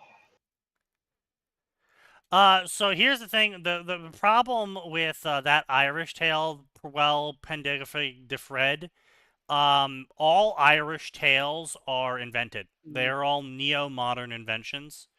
Yeah, everything Irish related actually isn't Irish. It's a reinvention of the problem is that when the Romans came to Ireland, they killed all of the druids down to the last effectively, and the druids were the only ones that ever actually knew how to read the staves which contained the stories. Outside of that, it was only oral tellings that changed from person to person. Oh, and not only that, the modern knowledge of these Irish myths are based on these oral tellings, which were conglomerated. And then on top of that, they were then filtered through Christian monks who were trying to record the history of the people of that area and then Christianize it. So pretty much everything we have about the tales of Irish culture, legend, mythology, and religion are all oral retellings passed down through generations after a genocide occurred and then retold through a collectivization and then filtered through Christian monks. So you can barely even call it Irish at that point.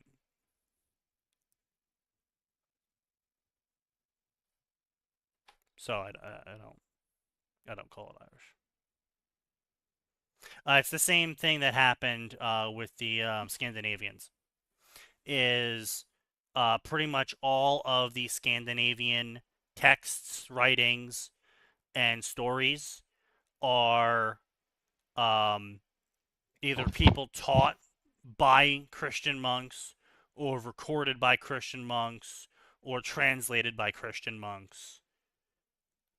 And then Christianized because, of course, they wanted to incorporate the area. So it wouldn't be really convenient if upon learning about Grendel that he was actually a demon sent by Lucifer. Yeah. Instead of a dragon or some other creature like that was called wolf troll. Creature. He was a troll, or I think Christian Nation stories, he was technically a spawn of Cain. Yeah. From what I remember. Yeah. The other stuff in there, the funny thing is that trolls, and throughout a lot of mythos in Europe actually originated with a reference to the Jews. Yeah. No, alongside goblins. Both. It was both. You don't understand. The Japanese have like 12 different monsters based on the Jews. Yeah. Yeah. Tengus is just one of them. Tengus is just one of them, and no, they are, except there's two different types of Tengus. One that's the teachers and great martial artists, and one that's based after the Jews. Okay, I was about were to say... Were the Gauls in Ireland? No, the Gauls were France. Yeah. Yeah. I thought the Gauls were a little further east. Nope. The Gauls No. are fucking French, French. dumbass. So They're you're thinking French. of the Anglos originally occupied France, but then the Anglos, as they were pushed out, moved into Britain and mixed with the Saxons. So Anglos were in Britain, Saxons were in France, and they got pushed out by the events with the Gauls, and they ended up merging with the Anglos in Britain to become the Anglo-Saxons. And we don't actually have any proof that the Anglos existed after that point. Yeah. Well, no, the Visigoths, the Goths and the Visigoths. Eventually, it became. Yeah, Goths and Visigoths, and there was that one Germanic tribe that's been practicing genocide since 8,000 years before Jesus. Yeah. Yeah. Yeah, a lot of real respect good for at the it. Goths. Goth Oh, girls they are were great. they were really good Shut at the up. genocide. They were extremely good at the genocide. They were so good at the I really don't understand how this was possible. But the Romans made sure to take meticulous notes of this happening just because they knew how ridiculous it sounded to literally anyone that didn't see it. But apparently this tribe of Germans that maintained an 800,000 kilometer area. Square. Right. They maintained this gargantuan area of Europe as the genocide zone, and they would just kill to the last anyone that went in this area. And then every single year, they would attack the Romans with an army of 100,000 strong. Yep.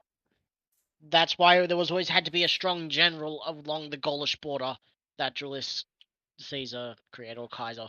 Yeah, it was absurd, and they did this every single year, and they would rarely ever retreat with any of their men left. Yep. And the Romans were like, no one will believe us unless we meticulously record this. Yeah. We gotta take notes. We gotta document this because it sounds like nonsense. Yeah. They were effectively attacking with 10 legions every single year. And and if I remember correctly, very little were young men as well. Yeah. So whatever the fuck they were up to in those forests, the Sube, yes, the Sube. Yeah. Whatever the fuck was going on in that forest was something else. They tried to destroy the Sube a whole bunch, and the Romans just kept losing. They could not push into Sube territory. Every single time the Romans tried to push into Sube territory, they got ripped apart. Literally, physically ripped apart. Yeah. Yeah. Forest where they lost 3 legions? Yeah. Yes, Something 3 around that, legions, multiple standards for their legions, and then also various people that would have been seen as heroes of the Roman Empire. Yeah. And then the people would just fucking disappear, and the Romans would be like, "Where the fuck are they? How did we just lose an entire legion and we have no trace of where the fuck these people are?" Goths got them, or whatever they are. Sube. And then there was also that time. We also don't know where they went. Yeah, just that they sometimes appeared in a flash of lightning, and people believe the lightning was them being summoned. No, it sounds like they obviously took advantage of the dark and storm. Oh yeah, obviously, but the problem is we also don't know where they went. Like, there is just a gap in time where they stopped showing up for their yearly 100,000 man charge. And the Romans were like, "Where'd the fuck they go?" And they go into the forest, and they're just gone, and they can't find them. Yeah. They're not being attacked anymore, but there's no Sube. And they're like, "What the fuck?" You know, there's a chance the Sube were just like, you know, these Rome guys are boring. I'm out. We'll come back later. And then, unfortunately, they ran into Attila the Hun. That is one of the theories, is that the Sube tried to fight Attila the Hun and lost. Entirely catastrophically. Mm-hmm. Yeah. And then the remnants are what showed up during the third century or fourth? I think it was third. Third, and showed up literally described as in a flash of lightning. Their riders appeared and terrorized everything. Much smaller than what they were used to, but though. Yeah. Oh my god. So They were smurfing the entire time. They went and they fought someone who was better than them. And they got said, MMR rank finally. They got their MMR rank and they said, wow, we're definitely not going to beat this guy. Let's just go back to punching down. That's way more fun. Yeah, except this time they have matchmaking finally works as intended. Yeah. Except in the third century, this time they had horses to make themselves even stronger.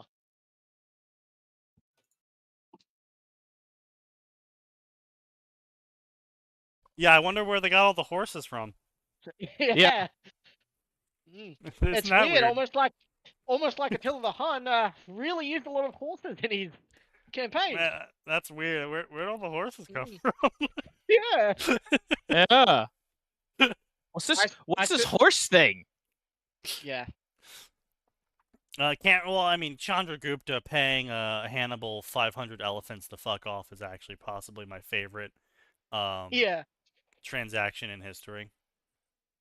Priest going Attila the Hun a card trick and then him fucking off away from Rome is also a very good one.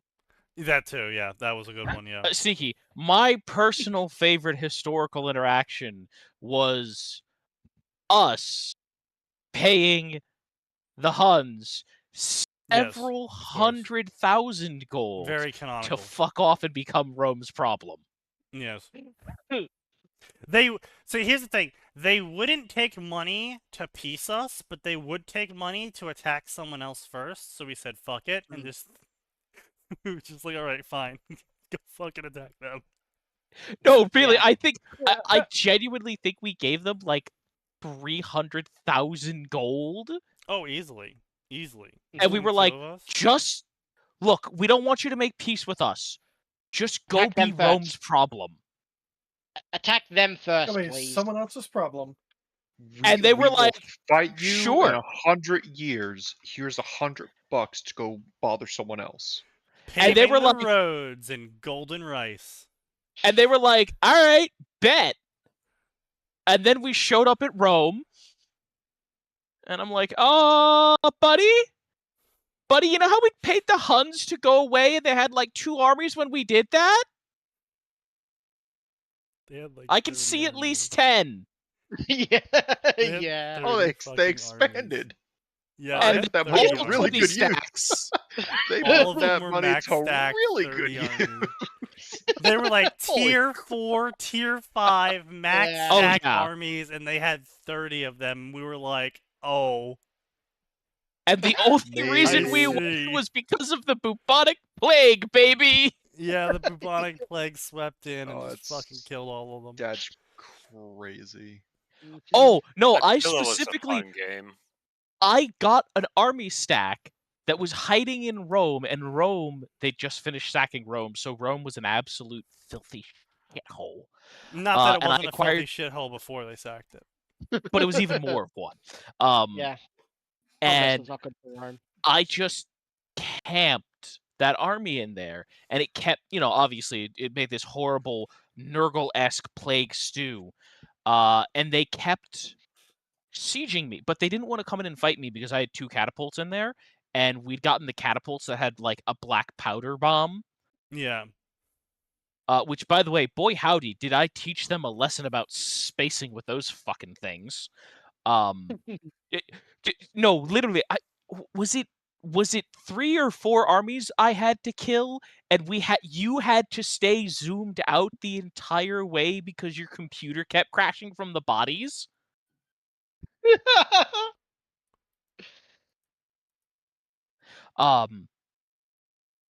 But yeah, no. So I would just go out, fight them, run away, and that counted as making contact, which meant they had a chance of getting the Black Plague, and then they just kind of started spreading it to each other.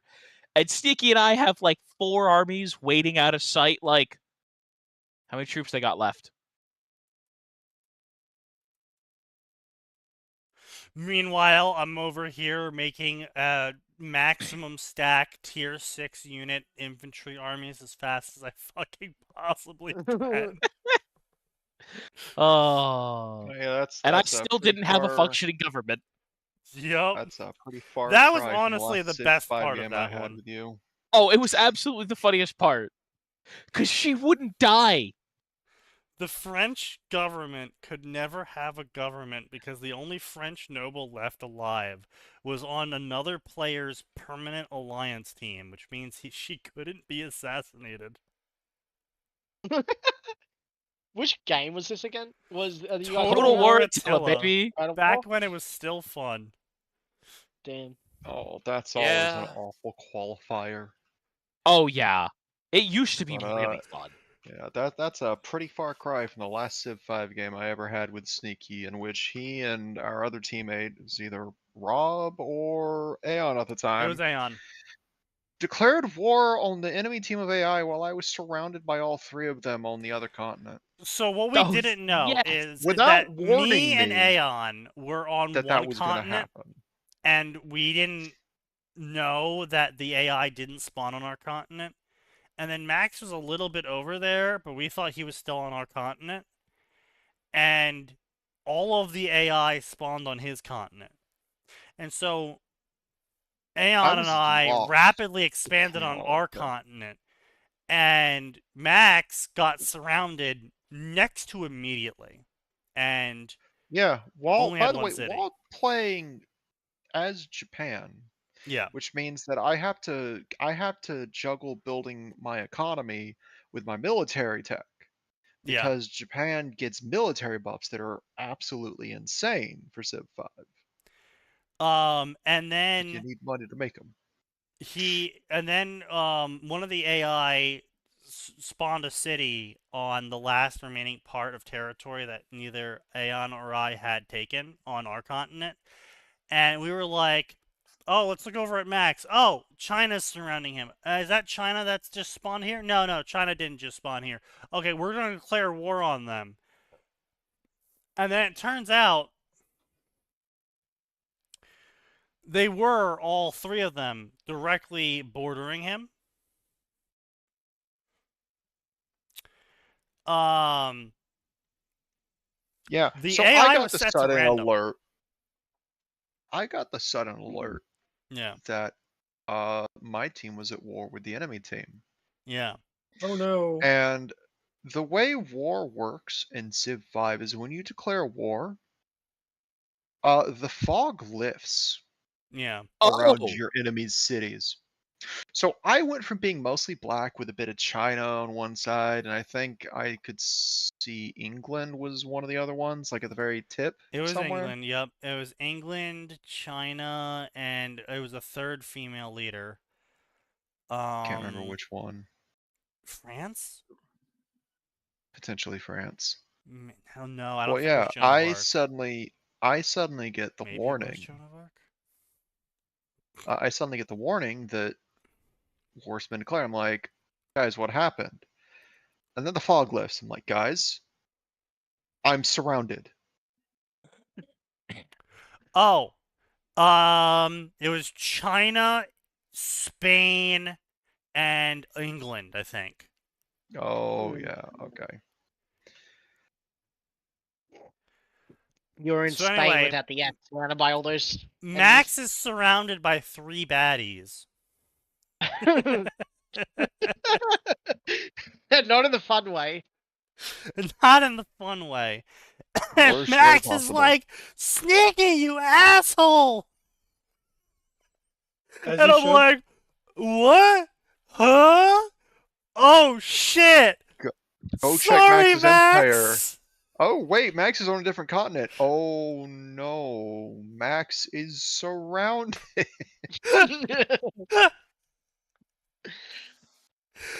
So I'm like, don't worry, Max. We have massive economies. You'll be our Israel. I forgot that you said it like that. So we sent him an endless amount of money every single turn. And he held out I just for so long. I put everything into the military tech trees, and I was just buying a dozen units every turn. Because Japan's military buff is normally when your squads hit half strength or lower, they lose their strength, I think. In Japan, it's like, nah, we don't believe in that. Full strength, even at 50% squad potential. And that's kind of what let me keep going. And then to round out the joke, I actually did rename my capital because they ransacked my second city. Yeah. The capital was renamed to Jerusalem as one final stand in the Crusades that I was voluntold I was now a part of. We were like, just hold out a little longer, Max. Our armies are getting there. Just a little bit longer. Didn't get there in time, did they? No. So as it turns out, we ended the session because Max was like, guys, look, I'm not having fun at all. Can we just stop here? And we're like, okay, yeah, that's right. Yeah, it wasn't great. And so we end the session, and of course it reveals the whole map.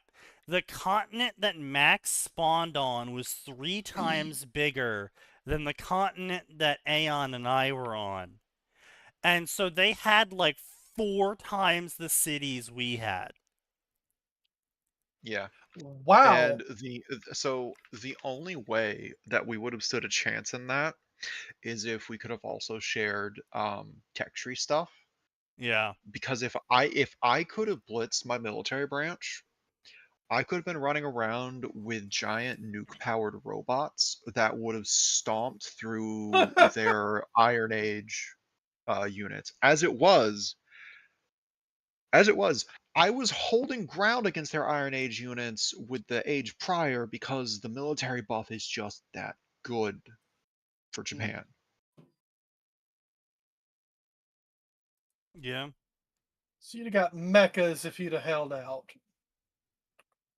Yes. And if we could, well, the big problem is one of them would have had to do the research to find uranium on their continent because there was no way I was finding it in my little like patch up the middle of get fucked. Like I said, they ransacked my second city, absorbed it, and I was left with my single capital and a small bit of land that's the default spacing for the capital. I was holding every square inch of that border. And we did that for, I want to say 7 to 10 turns. Yeah. And part of the problem with Civ's system is that it's really hard to generate tech tree research with just one city. And the fact that teams cannot share research between each other unless you do a trade agreement, which isn't all that advantageous because you can't go past a certain point on the tech tree regardless with the trades. I didn't have anything I could trade them because I had no resources. You just got fucked.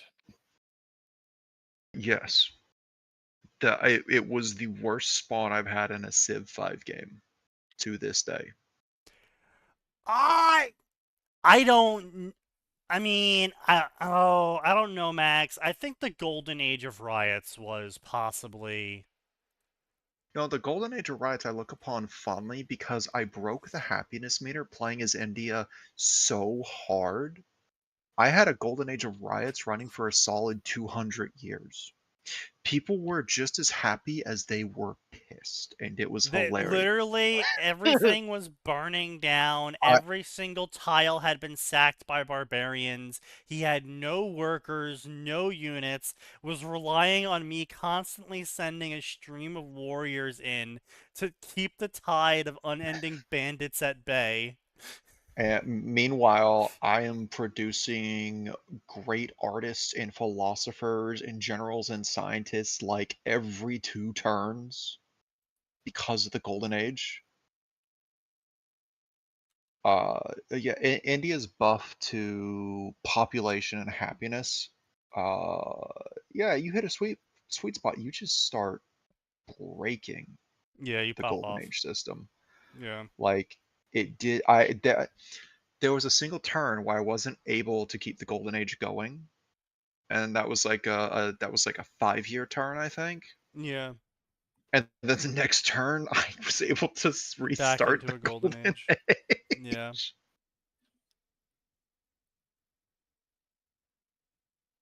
Civ 5 was interesting in finding out, like, oh yeah, this game's actually a lot easier to break than you realize if you just pick Also, the right the units and have the player right spawn in Civ situations. 5 was horrible. I remember that game we played with Enables, me, you, I think Rob. It was Rob or Trios, I think. Maybe Rob and Trios, who knows. But it was at least one of them. Where you guys were all put on the same small continent, or next to each other on another small continent, and this then is the I game got the you large discovered. continent to myself. Yeah. You discovered your love for Hwachas. My love for Hwachas and Korea. #1 best Korea. Missile launchers. Because I'm sorry, rocket launchers. Because what happened in that game is Sneaky decided to be antagonistic towards the rest of us about 3 turns in for no reason. And we all have trade agreements going because we've been able to discover each other, and eventually one of us gets a scout over to Sneaky's borders. And we have trade agreements that are like, yeah, we'll share map space, why not? Every pile of his coast was manned by no less than 2 Hwachas standing one behind the other. Oh my god. I'm talking like 4 or 5 and I had dozen the of super these continent. I had like 25 cities. Yeah, it was like from what we could see, it was at minimum 4 or 5 dozen of the shore that we could see from, I think it was a Naples scout going across the water. Yeah, it's like, okay, was. Sneaky won't pull the trigger unless we actively try to touch his land, so let's just keep following the coast, and wow, that's a lot of rocket units. It just keeps going. Why does he have so many watches? Sneaky, how much money are you making per turn? Oh, I'm in the industrial age. What do you mean? Oh no! Yeah. It's also worth noting that the part of the reason Sneaky got this is because he also had unusually high barbarian spawns. Yeah. And he had like 3/4 of the city states. That's part of where his 25 cities came from. He got to absorb the super majority of city states that had spawned in that game. Civ 5's civilization spawns were crazy. And it was just like, World Congress is now going. You can vote. And it's just like Sneaky's vote, 100 points. Enable's vote, 7 points. Max's vote, 5 points. Trio's vote, 4 points. Like, we didn't continue the session past, like, day 2. Because it's like, it's pretty clear Sneaky has an absurd advantage here that I don't think any of us could possibly beat. And because of Korea's science obsession, I was earning so much science per turn, I was like one-shotting researches. Yeah, we couldn't keep up with his tech developments. He had absorbed so many city-states. The only disadvantage he had that entire game. I had no fucking resources. That's why my coastline was Hwachas. Yeah, the small continent that the rest of us were stuck on was resource intense. Sneaky didn't even have uranium deposits on that large continent. I didn't have uranium. Our small continent, I had like 3 coal. I think Trios, his empire, had like the only 2 uranium mines discovered in the entire part of the map we explored. Wow. So we had the resource-heavy continent, and it wasn't even that good for resources. I remember at one point Sneaky comes to me and it's like, Max, I need luxury goods. What do you want? What do you have? I got whales and I got sheep. I'll take the sheep. Yeah. I need luxury goods. All I have is fucking sheep in Wales. So, unfortunately, Sneaky was stuck playing Catan, and Max was over here playing SimCity. Indeed. Yeah, we were each basically playing a different game because of resource allocation by the time we were ready to quit the game. Like I had researched so many things I could just not build because I didn't have oil. I didn't have coal. I didn't have want horses. to say Trios had the uranium and the oil. I think you had For horses. some reason, Enables had just a fuck ton of wood. Like, his empire was the one that got the forest spawn, so he just had a shit ton of lumber, and that was pretty much all he had to offer for trades. Yeah. It was bad. It was a rough game for everyone.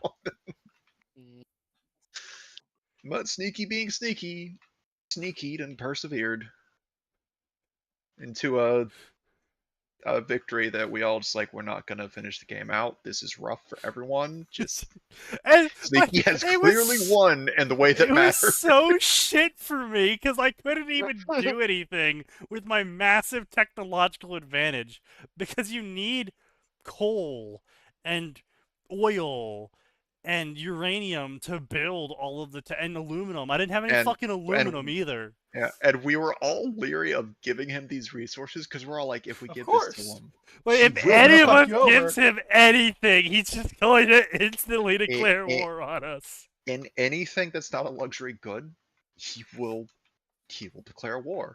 And it was great because we all knew it's like his military matches all of ours combined. And that's the key part. Combined. Sneaky had been antagonistic from the start at the start of turn 3 for no reason. Well, no, sorry.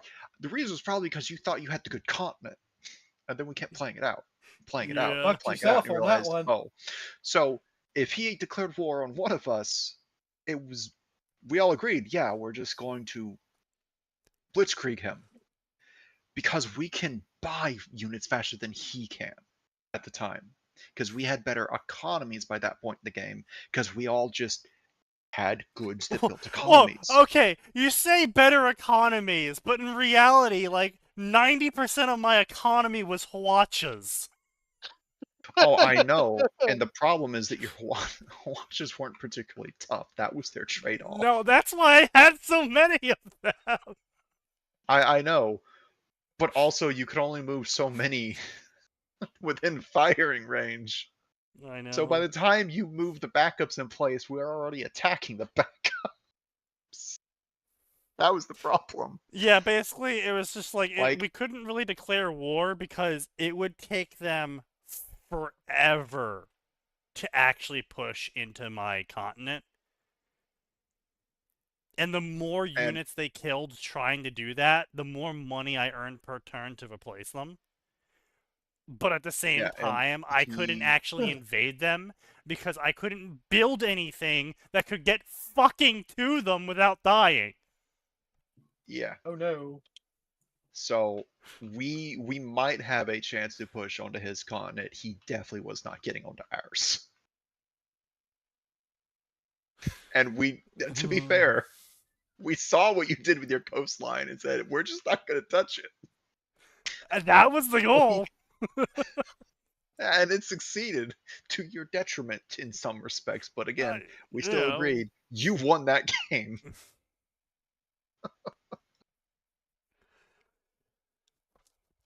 You don't win by winning. You win by making it the most unfun to beat you.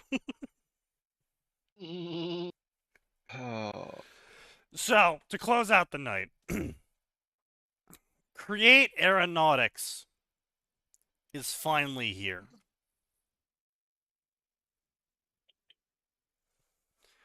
Now, you might be asking, what is Create Aeronautics? Create Aeronautics is a fan fiction. It is an idea. It meant nothing for a long time. Because what Create introduced was a way to render things in Minecraft while keeping a collision box on them and making that collision box accurate. It wasn't perfect. You couldn't do things like mine blocks or... I mean, you could sort of mine blocks with them, but only if you put a block miner on them. You couldn't, like, do physics shit with it, but you could turn... Is this the same guy that made the ship in Minecraft that people use during the One Piece mods and shit like that to sail across big seas and shit like that? That's Create, yes. That's the base Create. So, Create Aeronautics is a fan fiction of Create. It is a group of people who looked at Create because you could technically get a flying vehicle by moving the vehicle forward in push mode on a block and then pulling the block with you. And then you just constantly keep doing that, so you technically turn into a moving entity for one block and then get placed for one block and then move it, you know, but that's A, slow as hell and clunky as hell and not very useful as an airship if you actually genuinely want to travel somewhere. So these mad lads had an idea of what if they just use the moving entity function introduced by Create to fly.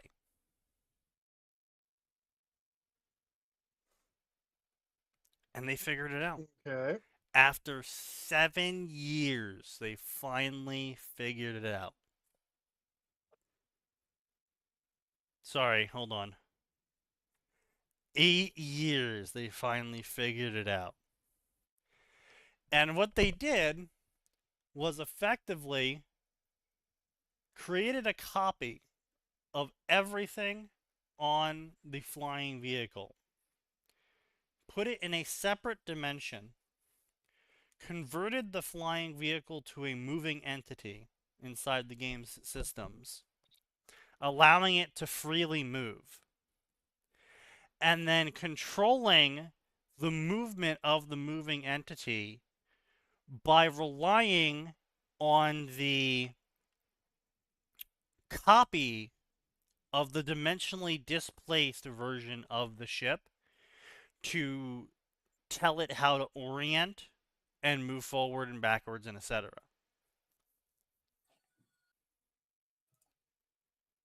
And then perfectly stop and replace itself back into the world.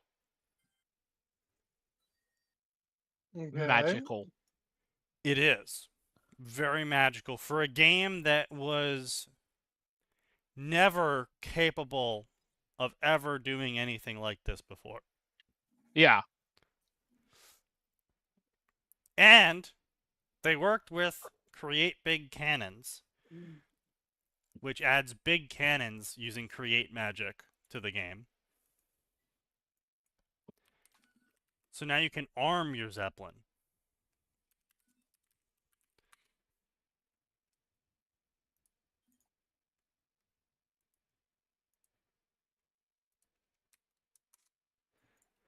Because, of course, why not? Of course. If it's a Zeppelin, it should be armed, obviously. But yeah, it's really great because you can use Create to arm, reload, move, turn, and fire these cannons as well. So you straight up are just recreating World War II bomber planes from first principles. Well, aren't you just creating World War II Zeppelins? Well, yeah, sure, but they don't have to be just Zeppelins. There's also planes. Because once they figured out the Zeppelins, they were like, well, why not planes too? Fair. Yeah. What is the most insane Create I can possibly show?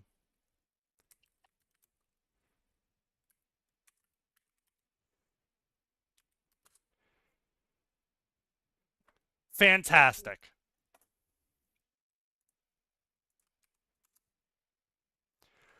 There you go. Oh, an artillery piece. Oh, the Gustav.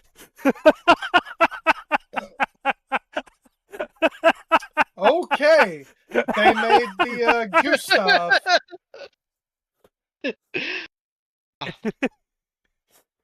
Listen, if you're expecting anything less from the Ortis, then I'm sorry, that's your fault. Fair.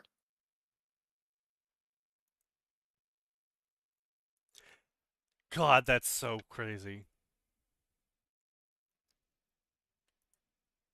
God, that is crazy. That's actually... Wait, does it fire as well? What do you mean it fires 1,100 blocks in range?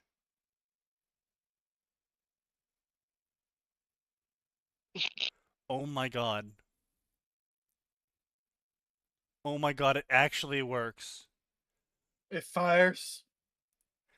Not only does it fire, it also reloads, and he has like 9 different switches to adjust the angle and pitch and all that fucking shit. So it does actual damage. Oh, yeah, no, it blows up holes. Yep. Yeah. I just loved it. I love the 3D model shit they can...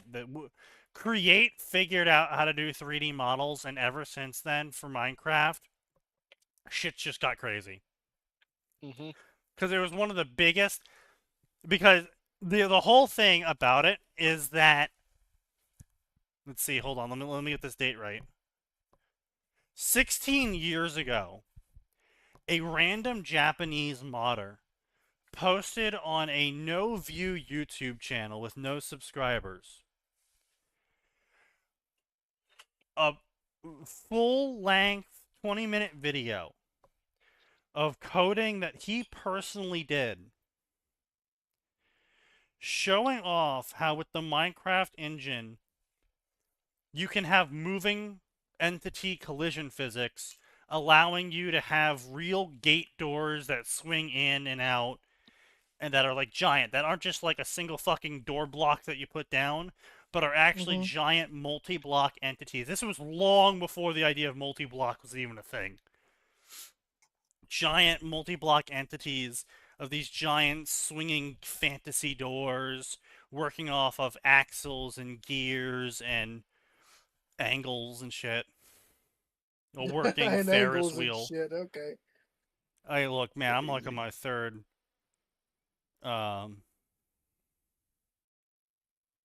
bourbon. Fair. And he put nothing in the description. He titled the video something like Test Code for Minecraft when translated. Never replied to a single comment. Never updated anything. Never posted it anywhere. Just proved that you could do it. And then vanished. And people ever since then had been trying to recreate what he did. And around like 2014 to 2016, multi-blocks finally got cracked. And then it was around 2017 to 2018, I would say, that Create came out and proved that it could be done. That video wasn't fake.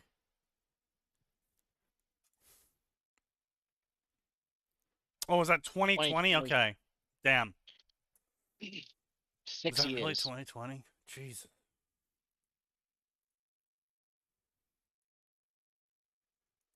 Damn. So good. Like, even the early Create was crazy. It's just gotten more insane. Because this is 3 years later. Oh, sorry, 2 years later.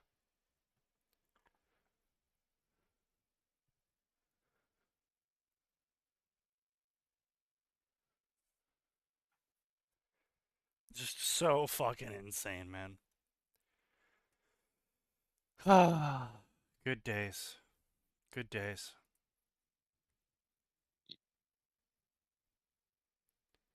So, unrelated, Max, they're making an 8th MS Team Aloha shirt. Like, Aloha patterned. But it's still camo patterned. This is the ugliest Aloha shirt I think I've ever seen. It's also a little fucked up. Oh, absolutely.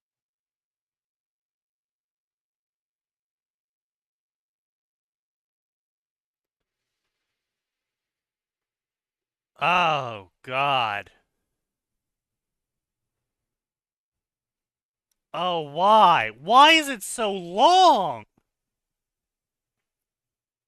Oh? Blood and Winter. Ethan's search for Rose ends in Castle Jamiscu's dungeons as a blood cattle for the 3 daughters. Survival becomes something more, obviously female author. Unlikely bonds, decades of secrets, and a man who survived Dolby unable to write off his captors. A character-driven village AU about survival, captivity, recovery, unconventional love, and unconventional found family. 65 chapters, 722,000 words. With 1,000 favorites and follows and 700 reviews. Over the course of the past 5 years. Just shows that a lot of people have no fucking taste. I am just blown away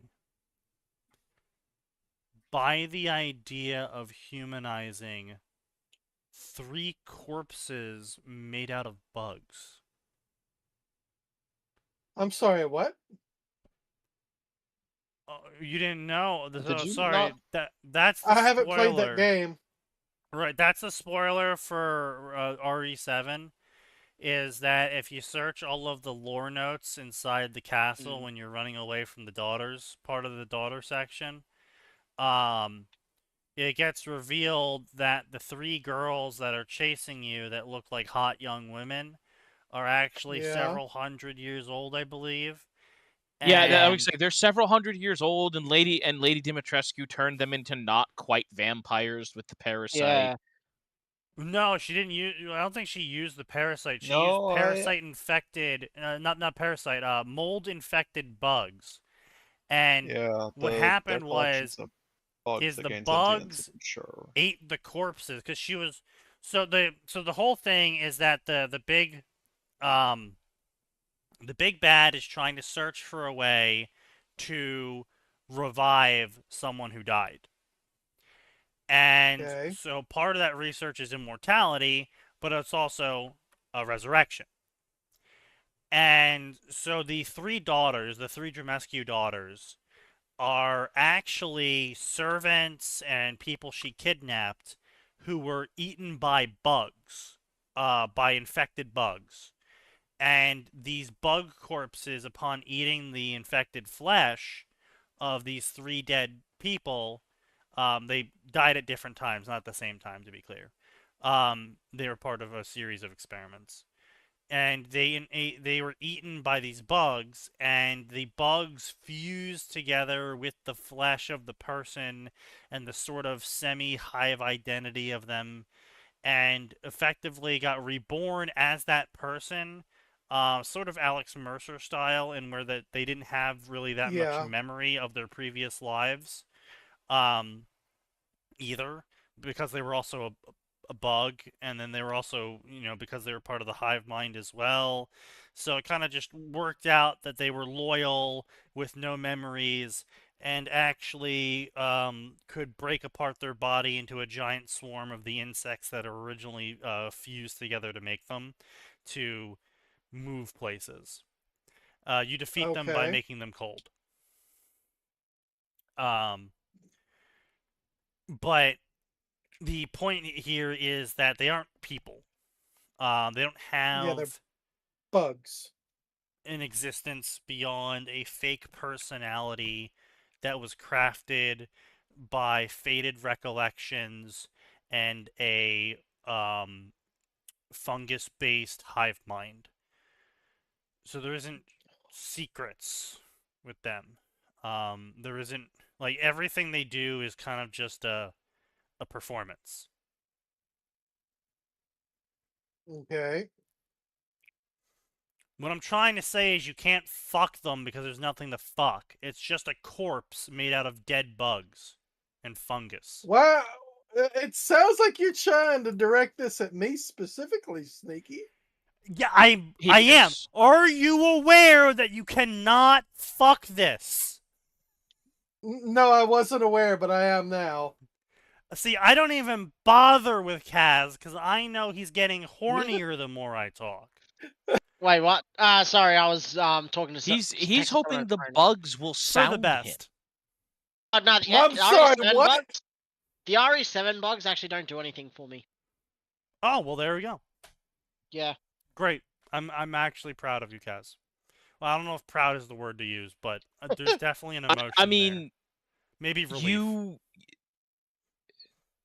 The bar was on the floor, and you did manage to step over it, for which the chat is grateful, I suppose.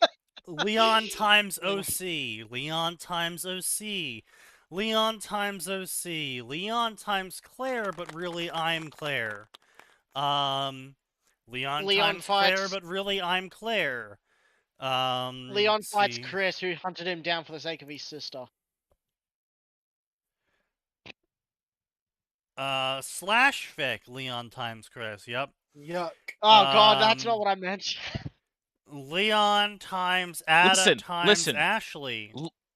Listen, Ada? Chris has given up on trying to find ways to get Leon to continue the Redfield bloodline, so he's decided to take a roundabout method to acquire the seed that he needs. I see. Ashcroft the rookie. Leon Kennedy has watched too many people get chewed up. When he learns the FBI used Grace as bait, he doesn't ask permission. He goes in, pulls her out, and transfers her on the spot. Now she's stepping into Sherry Birkin's old role, his eyes, intel, and lifeline, a slow burn pairing. 36 chapters, 194,000 words, 87 favorites, 100 follows. Is the Resident Evil section just horny women? Now, pretty much, yeah. I mean, okay, have you seen the way that they depict Leon and Chris? It's not really that surprising. Oh, this has to be fake. First published March 7th, and he's written 200k words since then. M dash. That's AI, but yeah. M dash, M dash, M dash, M dash, M dash, M dash. Literally 5 M dashes in a single fucking paragraph. Which fic is this? Because the stream's still showing Final Crashout. Oh, yeah, let me swap over.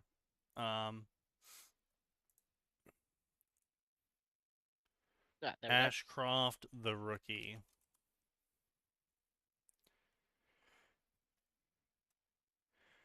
Another contract. Another romance times OC story.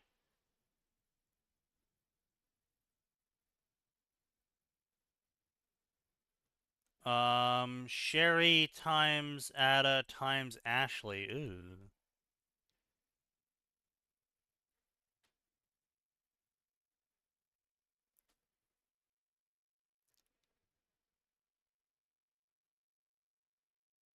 Leon jolts upright. You're safe. You're home. The body beside him. That's probably another self-insert OC. Claire times Leon story. It's just a shit post because it talks about the brother in the first sentence. OC times Wesker. Damn, that's... No way. They also used the Borderlands movie Lilith as their profile picture. Ooh. Jeez. Raccoon Dead City in all lowercase. Raccoon City is burning. The dead don't stay dead. An OC self-insert badass girl boss is about to learn just how far she has to go to stay alive. She's lost everyone. Her uncle, her husband, and now Nemesis is chasing her too. And Albert Wesker is fascinated by her. I'm sorry, but Albert Wesker And M dash M dash M dash M dash M dash M dash M dash M dash M dash M dash M dash. Yeah. Unfortunately, Albert Wesker's only interested in one girl in sporting equipment. True, true, very true. I'm sorry, what? You heard him. Wesker's did you know about that? One woman. I know that he put like the weird bug on Claire. No, and he's deaf. He has a picture of Claire underage in a volleyball outfit, a very tight volleyball outfit. Yeah, I knew that. Yeah. It apparently becomes relevant again in the later ones when he's you can bring it up to him, I think, in one of the games. But then what's up with everything he does to Jill, is it? Where he like makes her blonde? Making her look like that other girl. Yeah, making her look like the Leon Kennedy was about to start his life when more horrors came knocking. The rookie meets Claire Redfield and Scorn Stars member Jill Valentine and protects them in a way he never expected.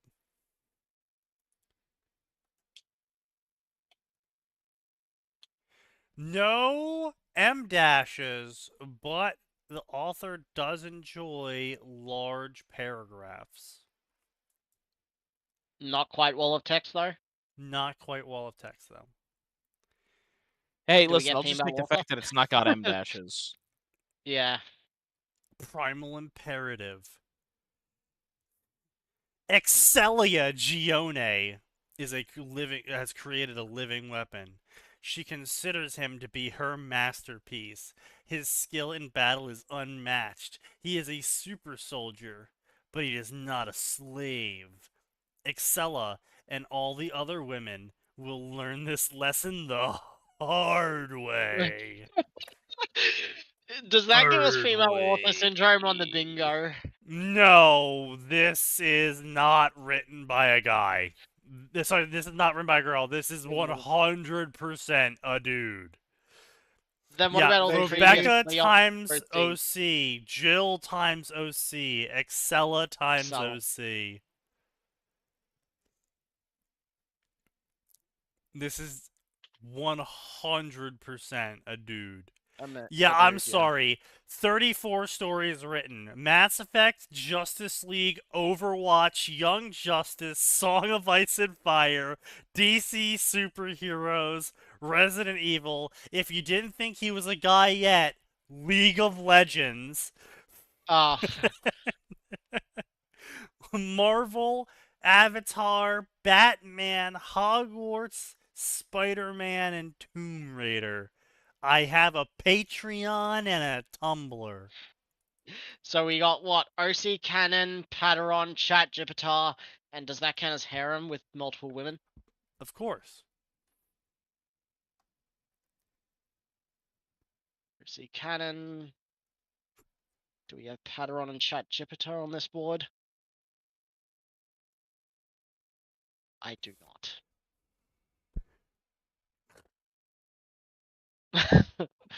Sorry, this one just really got me. Original. I turn to the stream and I see those words on it. Yeah. So Lily Beth Rose originally posts, "My husband is not my equal, he is my leader." And then Feminine Housewife reposts that.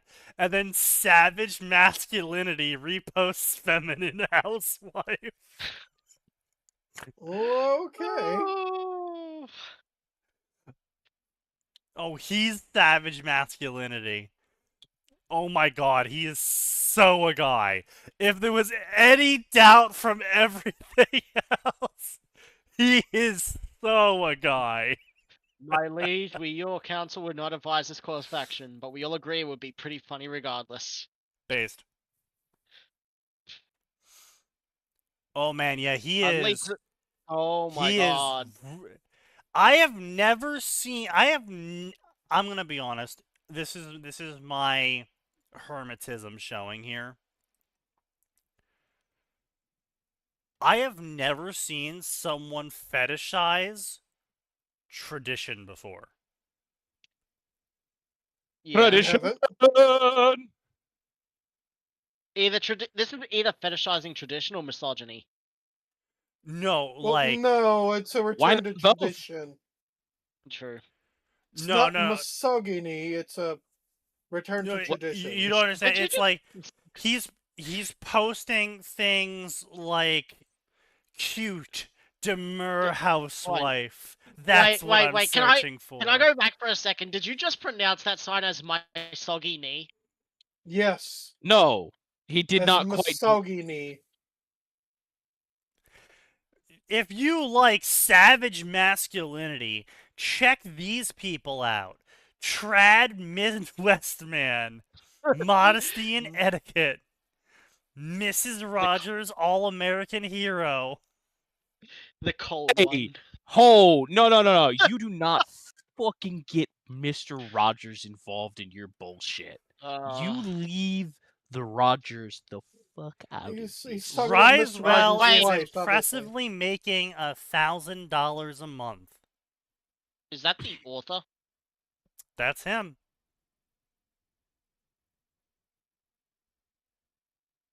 With 1.1k members. Yeah, join for free, I believe. Lowest one is $2 a month. Oh, $2. So that means everyone's paying $2 because they're taking a percentage of that. So if he's only earning $9,000 a month, $900 a month, 928, yeah. So they're taking over half of that. Damn, they're taking half. More because some of those might be. Some of those are probably on the $4 a month. Damn. Is it Patreon or is it Patreon? Yeah. Yeah, oh, they're okay. taking. I think they're taking like fucking 60 to 70%. Holy shit. Patreon takes a lot. 12%? That is a lie. That's is not that true. Is no way that is true.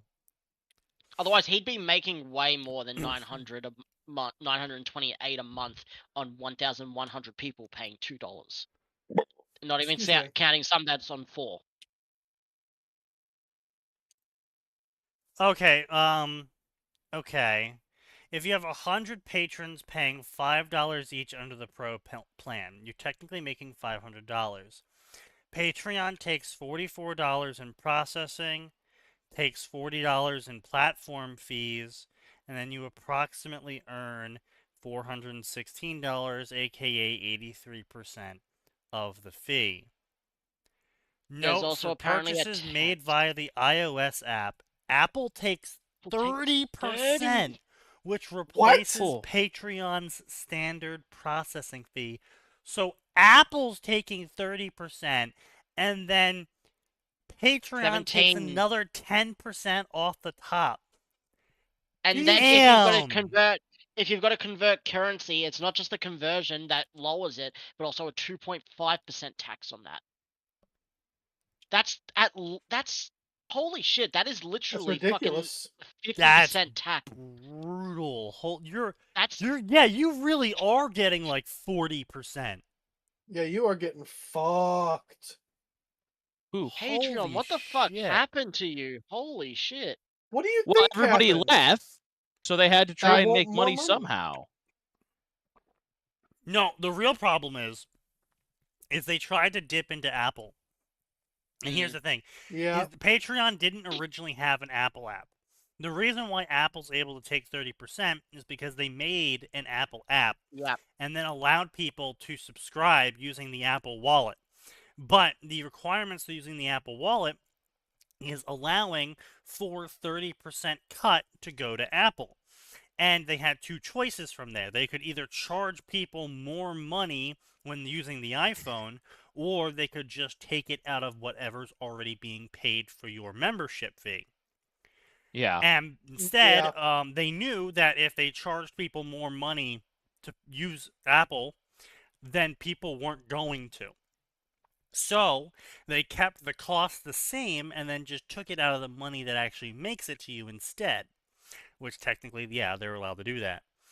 But this is the whole second order effect thing that I'm still trying to like navigate with my script idea, is that because of the fact that it's more convenient to more people to find and subscribe to people using the Apple app instead of using a computer that they might not even own, then more people are going to start using the iPhone because, as far as they're concerned, they're sending $5 to their favorite creator. Yeah. They don't realize that 2 out of that $5 never goes makes bye-bye. it. Yeah. And, you know, maybe their credit card finally changes and it breaks their membership. And so then they used to be a computer user, but now they have their Apple app and they just read everything through that. So why wouldn't they just resubscribe underneath the Apple app? And so now you're losing shitloads of money. Yep. That makes sense. Yeah. That makes sense. Damn, bro, it's you're just getting fucking annihilated. Holy shit. shit buckets of money gone.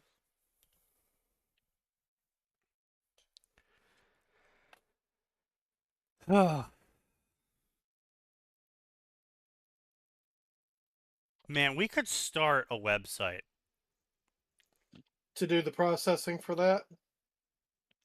And well, yes. Everything. But I was thinking, we start a website that's like OnlyFans, but with behind-the-scenes tools that make it easier to implement AI e-whores.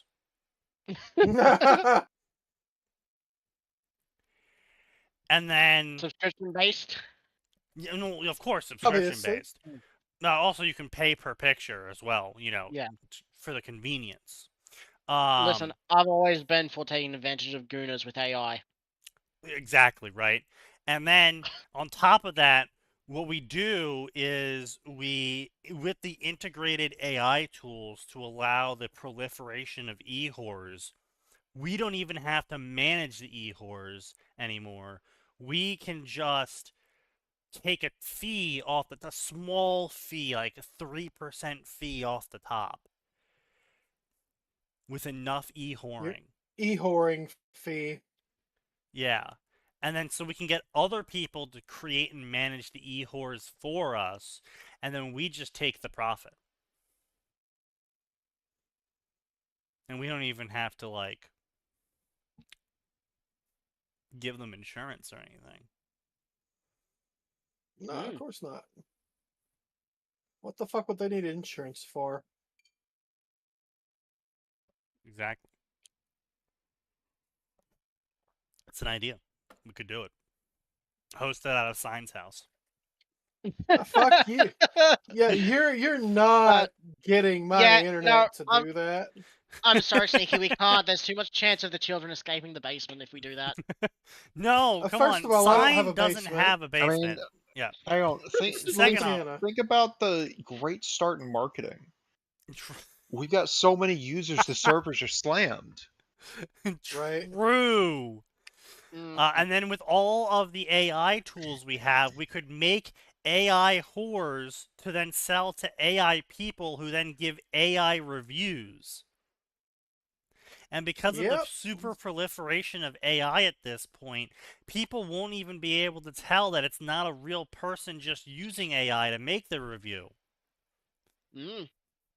AI reviews for your AI horse. Exactly. Makes sense to me. And then profit. Infinite profit, yep. Infinite profit.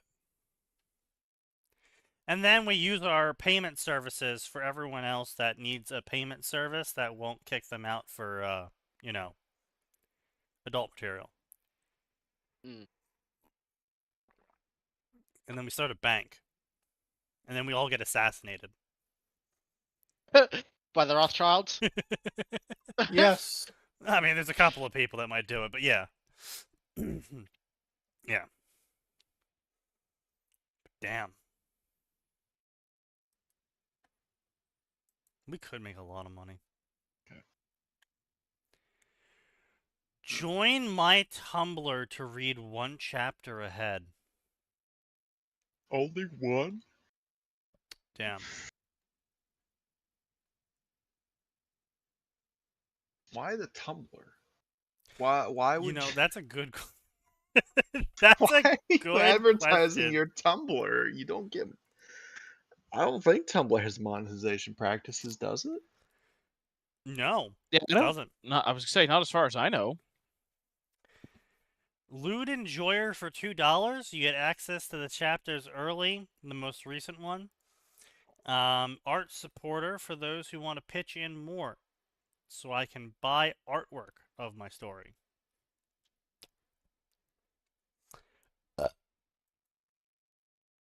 Yeah. Okay. You know what? I'll give you okay, buddy. There you go. You're happy, Kaz? I mean, I guess. It's not also really, actually. cross-post. Oh, it is? Do you even have okay, buddy, on your sheet tonight? I do, but the problem is it's in the same column canon. as it's in the same column as System and No Power AU. Oh.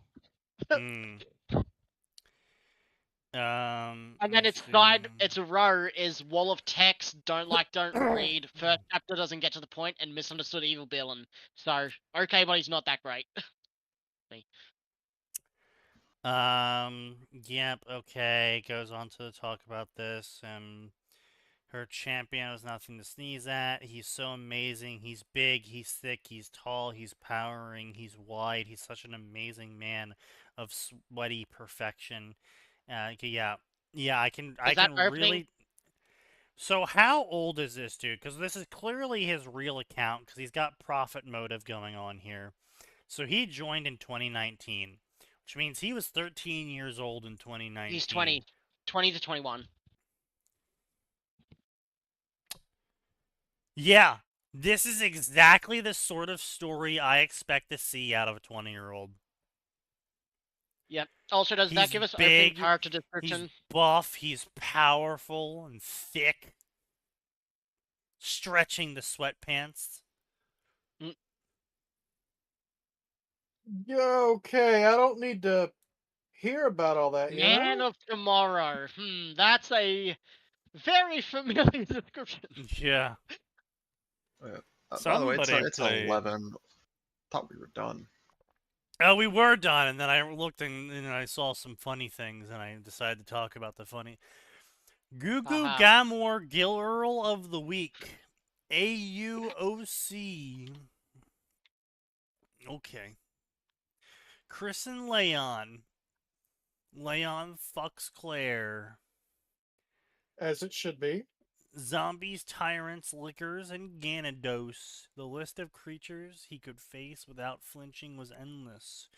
But Ada Wong, that was scary. Ada? Leon fucks Ada.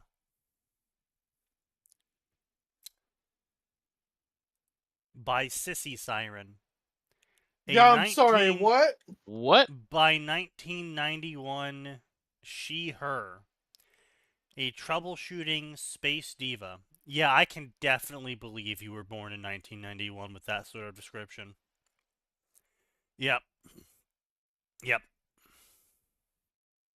I'm not active here. Please find me on AO3 under the name Sissy Siren. I'd rather not. How do you know this person's a real girl and not faking it? Poll. Favorite Mass Effect Andromeda romance.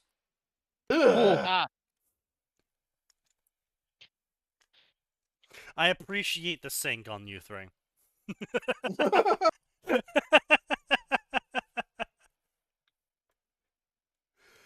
That's how I know this is real.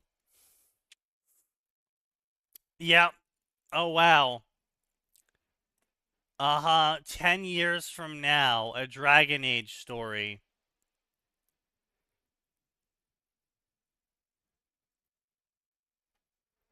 Is Hawk a girl or a boy? If Marion Hawk, every time she... Yup. This is a self-insert, I'm gonna fuck all of the hot men stories. I'm inserting myself as Kelly where I fuck Master Chief. I'm inserting myself as Ada where I fuck Leon. I'm inserting myself as Hawk where I fuck Anders. Also, Anders, really? Really? Anders? Yeah, that's just shit taste. Man, that's women. That is unapologetically shit taste. Damn, she was obsessed with being Kelly and fucking Master Chief. Holy shit. 2015 published a story. 2016 published a story. 2016 published another story. 2018 published another story. And then she moved on from Master Chief. I don't blame her in 2018. I don't blame you.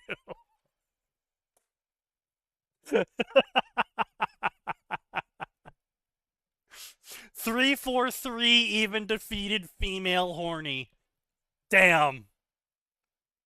Terrifying. Behold their power. That's crazy. That's crazy. All right. Well, that's it for tonight, gentlemen. We're gonna go. We're done here. I have a bad feeling about going farther than this. Actually, you know, there was one more funny thing I wanted to talk about. So remember that story I posted about on Tuesday, where I said I'm posting this to Sign's fucking Discord with the phrase "Read this if you want to lose brain mass." Someone decided that I was wrong and they were going to read it. It was bad, wasn't it? They have checked back in and said, you were right, Sneaky. I did, in fact, lose brain mass reading it. Yes! Weird how that keeps happening. Yeah. And I was like, damn. That's crazy.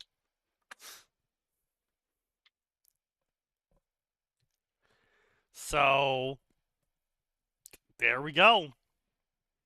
There we go. I'm sure I forgot about something funny, but... Almost like you called it. Yeah. Is what it is. To be fair, from what I just saw of that fic, that was able to be called from 10 miles away, so... Yeah, not exactly prophetic behavior on that one. Yeah. Fair. Now, listen, there are times when Sneaky is an oracle of bad stories. This isn't one of them. No. This was kind of like, you know, a fucking flare in the night. Yes. If you were blind to not see it. Coming. Yeah. But, either way, you know, come back on Tuesday.